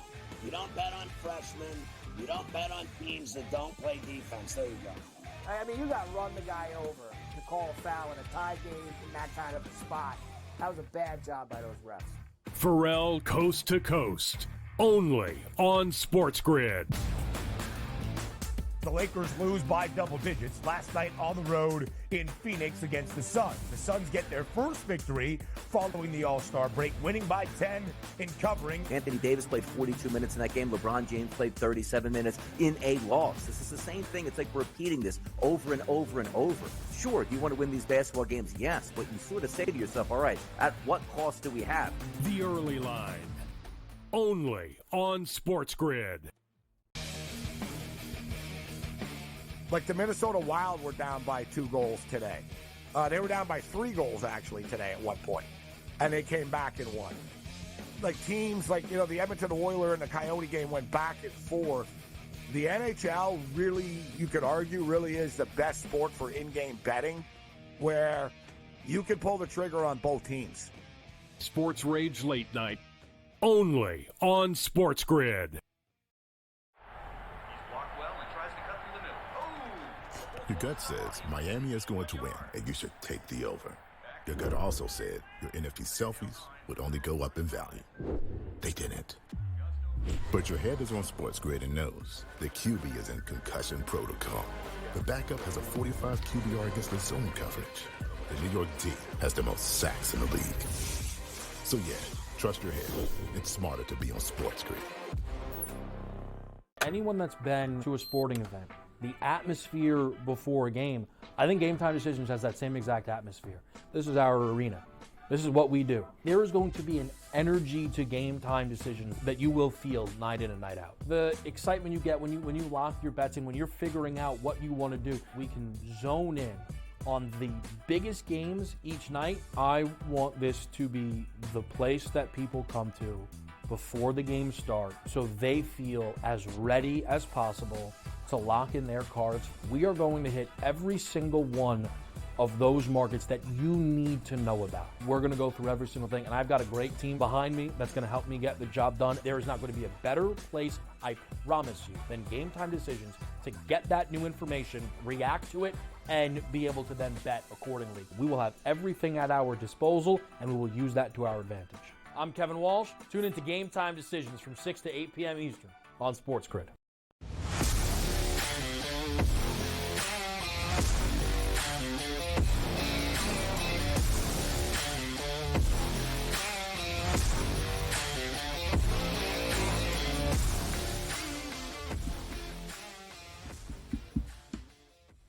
All right, welcome back in-game live. Prime time here, 25 past the hour, hour number 2. Scott Wetzel, Dave Sharapan here, looking at all the action. We touched on college basketball, a little NBA dramatics. Who needs Kentucky, Mississippi State when we got Cleveland versus the Dallas Mavericks, who got 40-plus, 40, what was it, 6? Yeah, 46, 45 from Luka.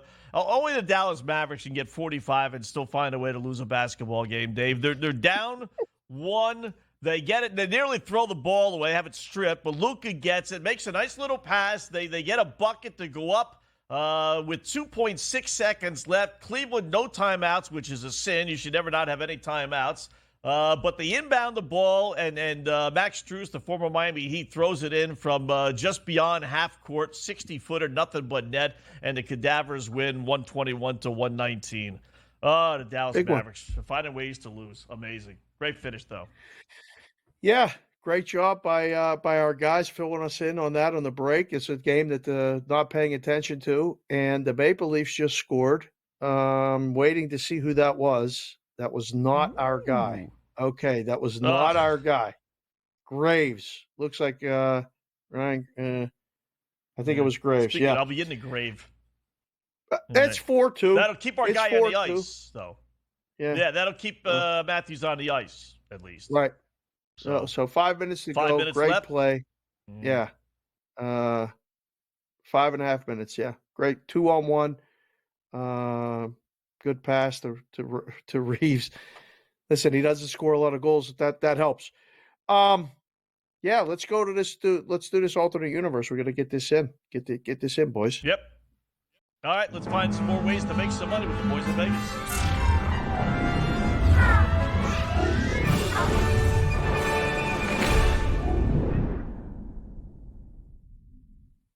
All righty, so I actually forget where we're going to go. NBA? I think it's NBA. We're going to go a little alternate universe. There you go. Yep. Let's flip over to the game and figure out different ways to make some money with the boys in Vegas. You can just bet these things straight or not, but we got a potential blowout with Houston at OKC. So rather than just lay 10, maybe we'll lay 20, right? Rather go with the over 234.5, maybe we'll bump it up to 244.5. It's one of the beauties of these online sites, Dave. They you can't call your local Louis DeLippe for the most part and say, give me the Rockets plus 20, or give me OKC, plus odds. You can't do that, but you can with these sites. So Houston OKC. Like I said, 10, let me just double check. I imagine it's 10.5 is the regular point spread. 10, right now. Yep. Yeah, and an over-under 10. Rare even line on FanDuel, solid number. And at 233.5, it's dipped a little bit as far as the over-under are concerned. I'll start with the total. Let's go there. It doesn't matter, either one. Totals, you think you maybe want to go higher or you want to go lower? Betting it down a point, maybe that's any indication where you think this game might go. But where do you want to go? Over or under, and how high or how low? Total-wise, I think I would lean under. Not crazy about the total. Sometimes the totals is just, I see them and I go, this is like 235, 234. It's the numbers right. The only one I'd go would be try to catch at 229.5 at plus 144 and keep it under 230. So that's the number. I mean, if you're going to go over, how high are you going to go? You might as well shoot for the moon. Go over 248.5 and get 3-1. I think those are the options for the total. But about the side, what about the side? Rockets, I mean, look at their record on the road. And they're awful. Yeah, no good. And you got a team in the Thunder who are playing, one, for SGA, for MVP, yep. Two, to continue to improve their spot and try to get, they're not going to get the 1 seed, but OKC with the 3 seed could be legit, like to get to the conference semifinals, dare I say. So I think they don't take, they don't take the starters out till late, till this thing's well in question. What would be the harm in laying 15.5 and taking that plus 182? Yeah, I'm thinking even 16. I penciled in 16.5, but 15.5, 16.5, yeah. You're getting, if you think they're going to cover the 10, right? I mean, is it asking that much to go, 15, 16 and double your money plus 188 plus 2-1? I don't think so. If it's a 4-point spread, you can make the case, okay, they can win by 9, but a 4-point spread means that, it's basically a toss-up. And now you're asking a toss-up team to win by 10. But you're just asking the much, much, much better team in a much, much, much better spot to just win by a few more. You think it's going to be a blowout, right? I mean, I never lay 10 thinking, okay, the team's going to win by 11 or 12. If I want to lay 10, it's because, okay, I think this is going to be a blowout. I think it's going to be a 20-point game, third game in 4 nights, back-to-back, pick whatever reason. So I'm with you on that, 15.5, 16.5. We've done a lot of shows together, and we've seen some things that I can honestly say I've really only seen since I've been doing the shows here on SportsGrid, not really in a book. We've seen in-game numbers on NBA games go as high as, 52 that one night? Like 40 another night? This might be one of those nights. This might be that matchup that, it's not it's a short trip. It's all that other stuff. I mean, throw it all out the window. Just a really, I think, not underrated, but I don't think the Thunder's one of those teams that a lot of people's on a lot against a team that on the road is one of the worst in the entire league. One of two things is going to happen, right? The Thunder's probably going to win and cover all those alternate numbers, or something crazy is going to happen and the Rockets are going to win. I don't think it falls like Houston +8. Like, if you're going to take the points, you better grab as much as you can and grab it. But if you think that the Thunder are going to win, there's your alternate total, alternate universe. Good luck.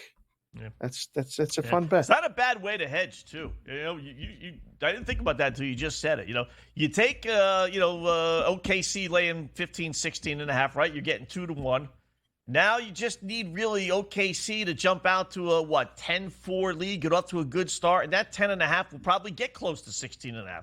It probably wouldn't take much of a lead for OKC for you to be able to hedge your money and grab Houston plus 16.5 at even odds, and now you got minus 16.5 at plus 2-1 on OKC, and there you go. You either got a free bet or you bet a little bit more on Houston to guarantee yourself a win. You could actually, I don't know, it would take probably about an 8-point to 10-point lead to get that 15-5. over the number you want.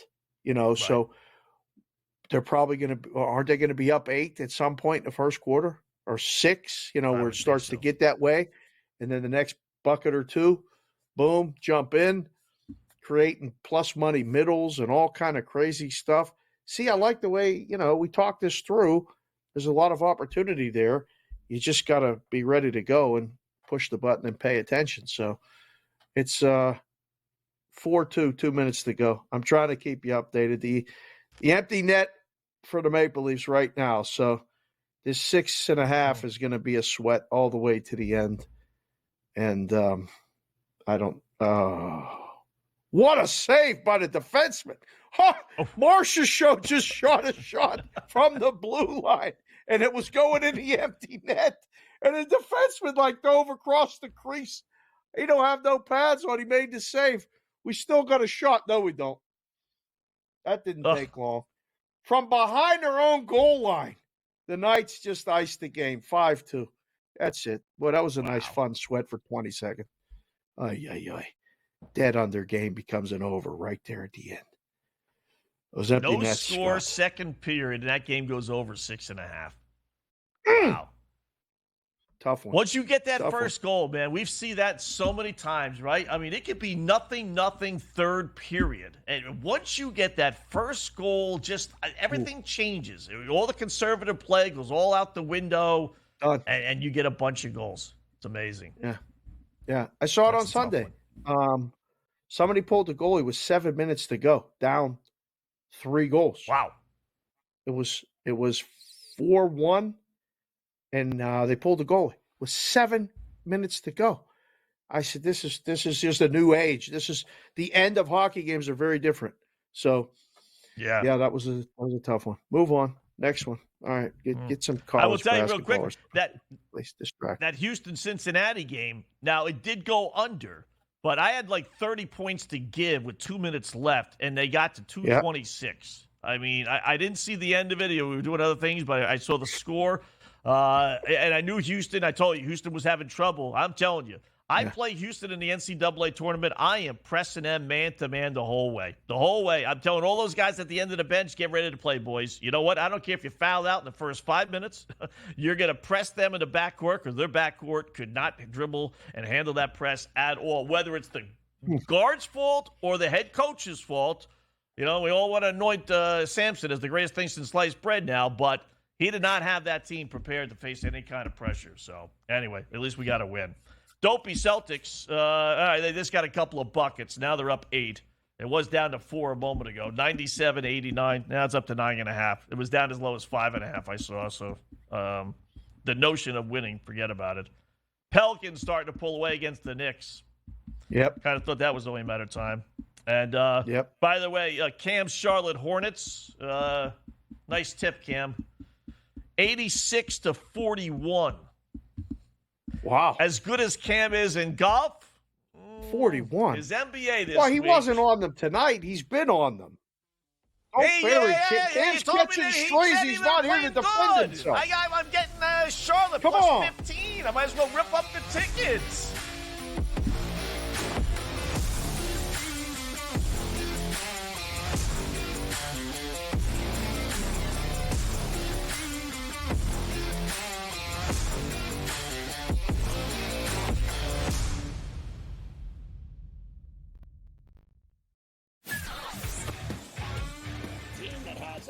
Point guard, a great big that can block shots, a team that can play defense, and seniors that can put the ball in the hole. That's who you bet on.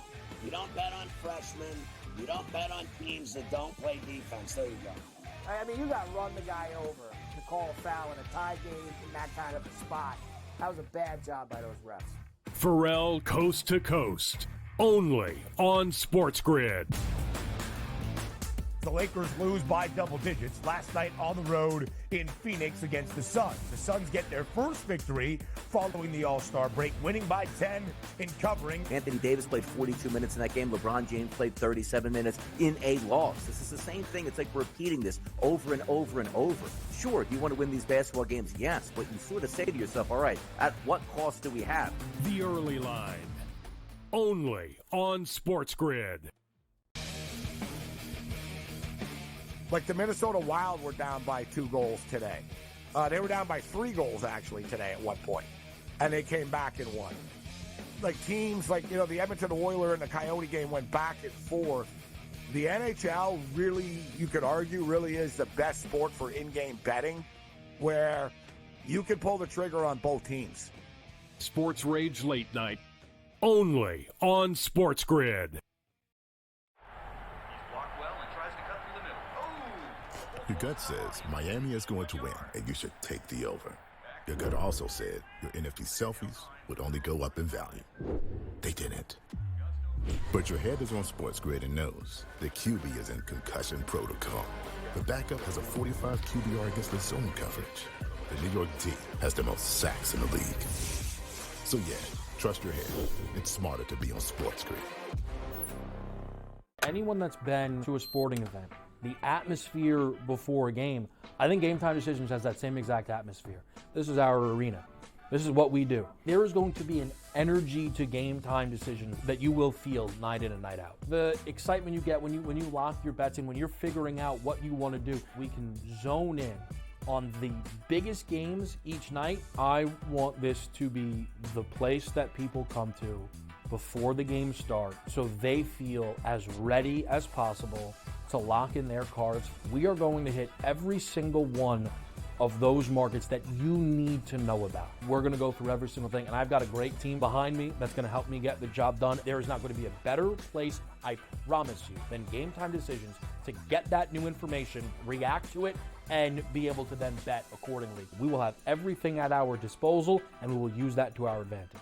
I'm Kevin Walsh. Tune into Game Time Decisions from 6 to 8 p.m. Eastern on SportsGrid.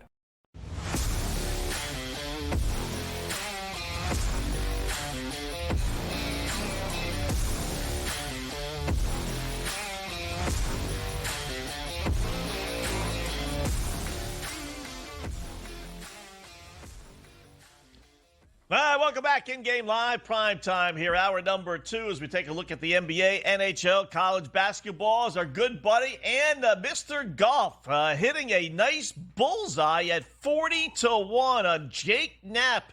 Last time we had spoken to Mr. Cam Stewart. Yes. I expected a crown on your head. Dollar bills to the side, a little tuxedo there. How are you, my friend? I thought I'd catch you in Vegas or something. I wish. Yeah, I don't even know. I don't even think I can save the video to show like my cousins. I'm actually not a stupid idiot all the time. Yeah, it feels great. God, I'm not going to lie to you. Nothing was easy. I got to tell you, on Sunday, this guy hit his first cue ball like 3 fairways over, puts another one in the drink. I'm going, okay. So I know I texted my boy Pat Mayo. He also rode Knapp with me, and I'm like, can we get like this guy? Everything he touches, he's like Mike Mush, Larry Lemon. I go, get him to say Knapp's going to win the tournament. So like, you know, or some other guy's going to win. So Knapp will win. And he didn't get back to me. So I got a little bit scared. And I got to be honest with you, Scott, I was going to put a big chunk on Valimaki, but I'm like, I'm going to ride this stuff out here. And Knapp gets it done. Yeah, we bet him live on your show too. It's a great story. Guy, Dave, you'll appreciate this too. And Scott, he's like the president of the Anaheim Ducks fan club. He's like got Anaheim logo on his like golf shirt. And he's really a Canadian tour legend. And the best is when they have Dan Hicks and his new girlfriend. Like they've literally been dating for months from Ottawa, Ontario, Canada, made the trip. And like, I'm like, wow. So you went from a guy that made nothing in his life to like a guy with $2 million in a weekend. Good catch. Yes. And he's going to the Masters. He's going to the PGA. He got the automatic bids. I mean, it was a great story. Cam, I was white knuckling it myself on Sunday for a while. I was going to tweet at you, and I was like, no. And then I watched him start to gag, and people that we know in the space, friends, mutual friends, were rooting, like not rooting, but they were saying, oh, no, he's going to blow this. And I thought the same thing. Is it time to jump on in golf betting? Which, listen, if you haven't done it, you should try it. It's a lot of fun on Sundays. It can make the Sundays fly by. It's not fun. But it was an unbelievable sweat.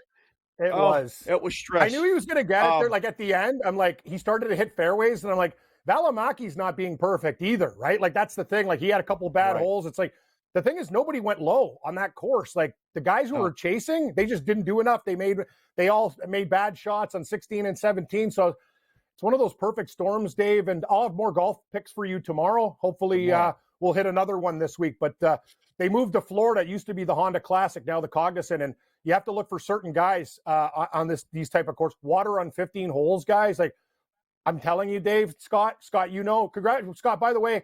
Good stuff with Matthews. I know we got to get to the end there. And this game really didn't help tonight. Like I'm just thinking, you know. Anyway, that's the Leafs, Dave. Good, you're great call on Vegas. I actually talked to a guy at the nursing home today because he knows I gamble and watches the show, and he's got the SportsGrid app, and he's like, Cam, you're betting the Leafs tonight? I go, I'm actually not. Like I bet them in game down 2.5, and they lost by 4. That was what I did with that game, and I lost that bet. This is a typical Leafs game. You go on a hot streak, you come back home and lose. Vegas, they were ready to go tonight. Aiden Hill played pretty well. You called that.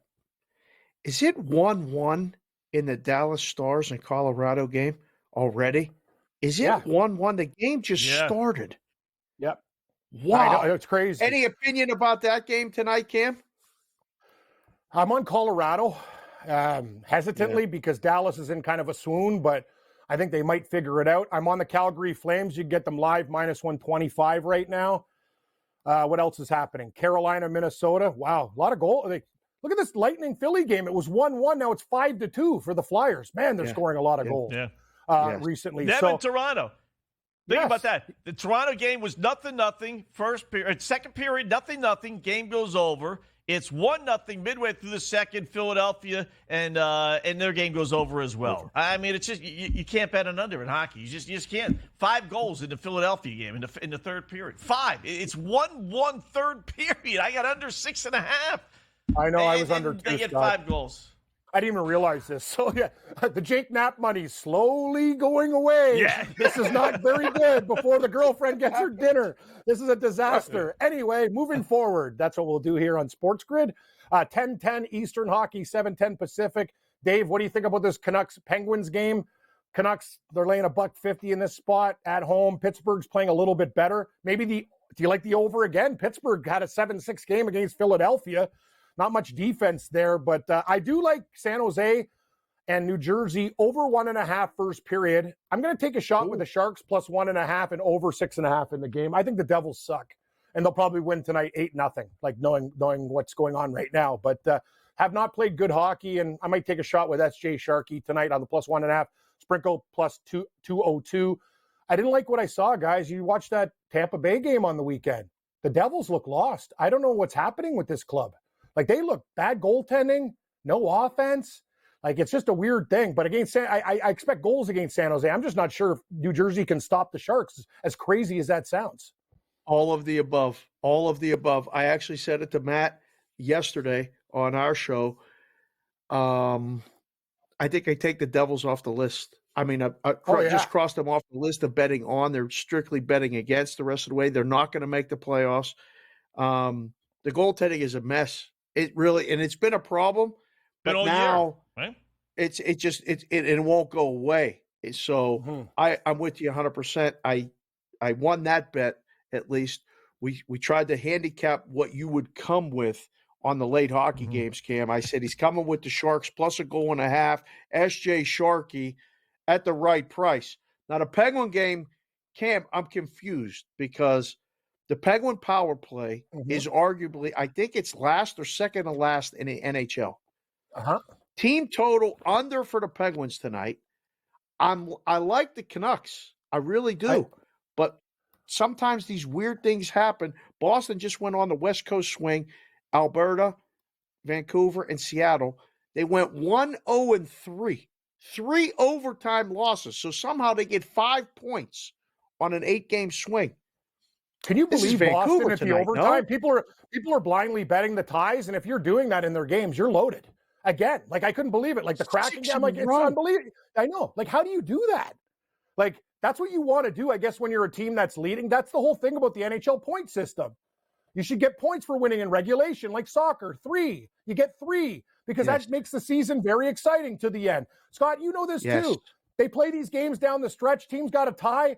That's when we're going to take the unders because they're just going to play basically keep away hockey, get us our damn point. The other team has to leapfrog. Oh, wow, they caught us by 1 point tonight. At least if it's 3-1, you can get 2 points. I've been talking about this forever. Soccer does it right. Like, I know soccer's not a perfect sport, but God, hockey, man, you gotta give 3 points for a regulation win. It would make everything different. Like, it would be. Don't you guys agree? Like, I just think it would change the game and keep teams alive.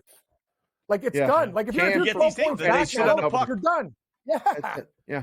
You're with Wetzel. You're a smart guy too. It's like every year that same team, they go, hanging on to playoff position. No, it's like, well, make them play. And if you were a team like right on the outskirts, you can go on a heater and win games of regulation and get there. I just think it's something I don't understand why the league doesn't do it.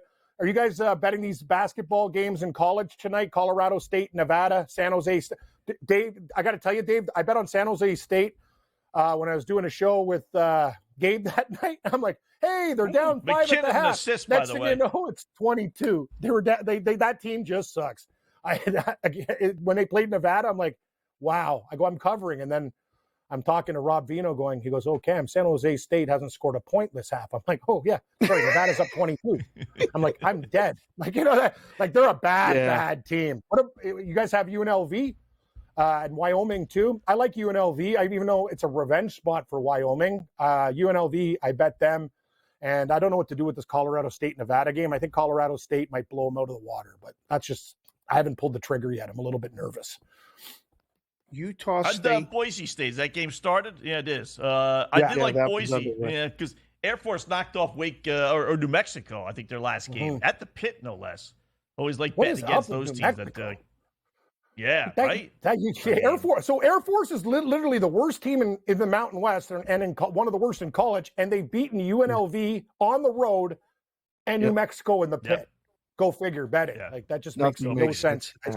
Yeah. Know what angle's been great though? This Miami Heat team. All they do is cover. Like, when their stars are out, they win outright. I don't like to lay 6.5 on the road against Portland, but I'm going to tell you guys, the Heat have been great to me. Like ATS, they've been on fire. They look really, really good. And I kind of like that. You're asking a lot, but I think they can win this game by more than 6. I like the Heat.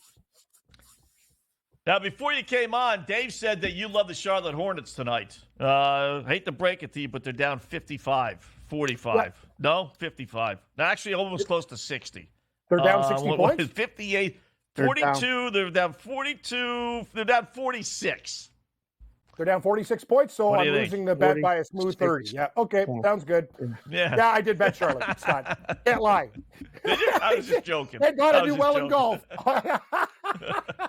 No, but Charlotte's been good. Yes, Charlotte's been good. I was explaining it to him that Charlotte's been good. No, we've been covering with Charlotte, Scott. Like, ask Dave. Like, we've won. Like, they've covered like 6, 7 games. Like, it's a license to print money. The problem is, when are we going to get off the train? I went one too many steps, one too many stops. One stop. Yeah, one stop too many. Yeah, you're right, Dave. So, what about OKC tonight? We went to the alternate universe. Yeah. OKC at home against the Rockets, who, I mean, Houston's, you look at their road record, you can't rightly bet them, can you? Like, and again, laying points like this on the road, but the alternate universe thing, we put up these graphics. Would you lay 15.5 at 2-1? Like, I mean, OKC's going to crush them tonight, no? They should, but I don't know. Like, it's a dangerous dance, Dave. So you guys like the Thunder tonight? What about the total? 234? They beat them by 13 in Houston Sunday. So if they won by 13 in Houston Sunday, can't they win by like at least 11 tonight at home, right? They can, Scott, but that's logic that makes sense. Gambling doesn't make any sense. Like, in a perfect world, don't you think if that would happen, we'd all do it? We'd be rich? This had never happened the way it's going to happen. Right. Like, that's the best. Because they beat this team this time, they're going to do it here. It makes sense to me. I would say, yeah. So if they beat them by 13 home court, they should win by 18. 18 or more. That's what you'd think. But I don't know, man. Home. That gets the people home. Dave, tell me you guys are riding San Jose with me in the first period, too. Like, I'm taking them plus 160 on the money line. I got to stick to the script and not get rattled with, Wetzel. I don't know what happened in that Flyers game, buddy. I had under 6.5, too. I go, how's this thing? It was 1-1 when I made that. Like, I'm like, what's going on here? 6-2 final. 1-1 to third. 6-2 final. That's my game. Tough. Sharks plus a half puck first period, plus 160, over 1.5, over 6.5, plus 1.5 game, and plus 202. I'm all in with SJ Sharky tonight. If you see me, Dave, I'll be swimming with the fishes and eaten by a shark. Colorado scored again, 2-1. McKinnon got a point, so I think we're down to 12 games. So nice work. We didn't get one from Matthews. You're right. But we got at least McKinnon. That one's still alive. Good work, Scott. Yeah, we're on Colorado. I like the Flames live against the Kings too. I know it's kind of a dangerous game after the Kings lost to Edmonton, but this Kings team has major problems. Calgary's playing a little bit better. That's my live pick as well. So Colorado and Calgary. Let's rock, guys. All right, Excellent there you go. work. Cam, top of the hour with Gabe right here on the grid. Golf So keep tomorrow. it where it is. You got it. Golf tomorrow for sure. Absolutely.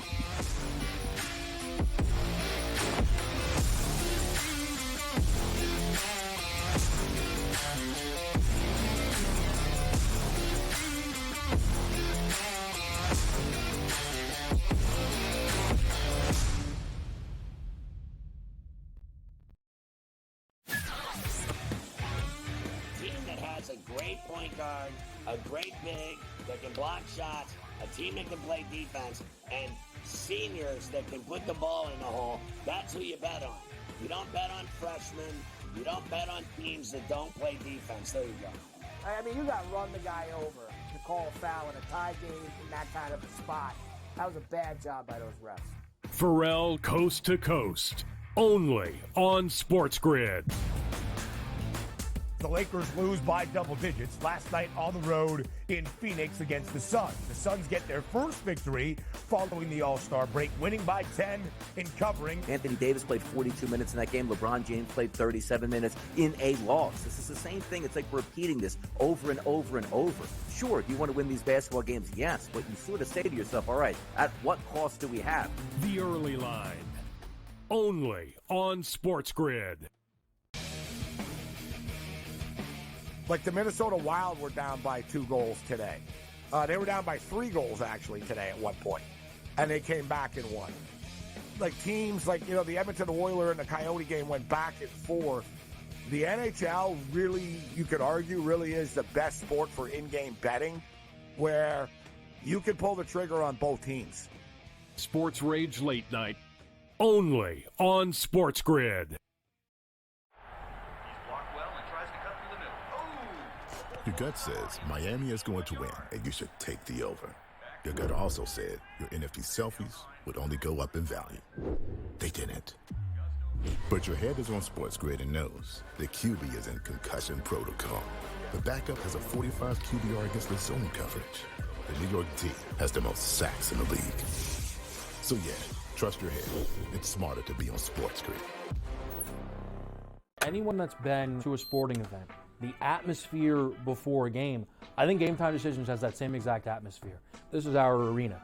This is what we do. There is going to be an energy to Game Time Decisions that you will feel night in and night out. The excitement you get when you lock your bets in, when you're figuring out what you want to do, we can zone in on the biggest games each night. I want this to be the place that people come to before the games start so they feel as ready as possible to lock in their cards. We are going to hit every single one of those markets that you need to know about. We're going to go through every single thing, and I've got a great team behind me that's going to help me get the job done. There is not going to be a better place, I promise you, than Game Time Decisions to get that new information, react to it, and be able to then bet accordingly. We will have everything at our disposal, and we will use that to our advantage.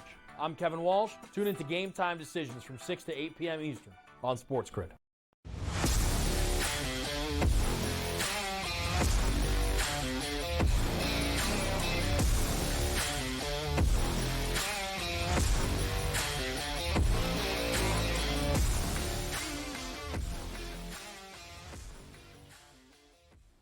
It's in-game live prime time here. Thanks again to Cam Stewart for joining us. Cam and Gabe will take you over the next 3 on the radio and TV side of things right here on the grid. So, and we'll talk with Cam tomorrow. He'll give us his hockey picks and golf picks as well tomorrow at the same 9:40 or so Eastern time. That's generally when he pops on board. So, one game of a note, a couple of them here, but Colorado 2-1 over Dallas. That the Black Cloud looking pretty good on the over. Did love that. The only thing I'm a little concerned with, Dave, is the over-under they're giving us now is only 8.5. We got 3 goals in the first 9 minutes of this hockey game. I would have thought that would have been 9.5. 3-3-3 is 9 goals, and we still got half of the first period. I'm still a little concerned, obviously, no matter what the situation is. I've seen 4-2 games after 1 go under, but that 8.5 scares me. Don't worry about what the book's doing. Don't worry about what this in-game number's doing. You got over 6.5, and we got the Black Cloud working for us. So just focus on that. I think if it gets to 9.5, you might have to take your shot at a 3-goal middle. 7-8-9. 7-8-9. That's a big middle. On a hockey game. I don't like throwing away winners, but 3 goals. Now you've expanded the portfolio when you do that. I'm just saying. Stranger things have happened. 8 goals in Tampa Bay, Philadelphia. 8 goals in Vegas, Toronto. 11 in Detroit and Washington. But 8 might be the number tonight. 7, 8, 9. So just keep that in mind. What's on the agenda on the ride home? What are you going to be looking at? You got me thinking about this Dodgers. Tomorrow we got to talk about Dodgers. Every day we got to talk about Dodgers. I got to go talk to the kids at dinner about the Dodgers. Yeah. By the way, I've had 15 goals in the last 2 games and none from Austin Matthews. What are the odds of that? Tomorrow we're going to do Oakland A's. Betting on or against the Oakland A's. Seems obvious, but you never know. See you tomorrow.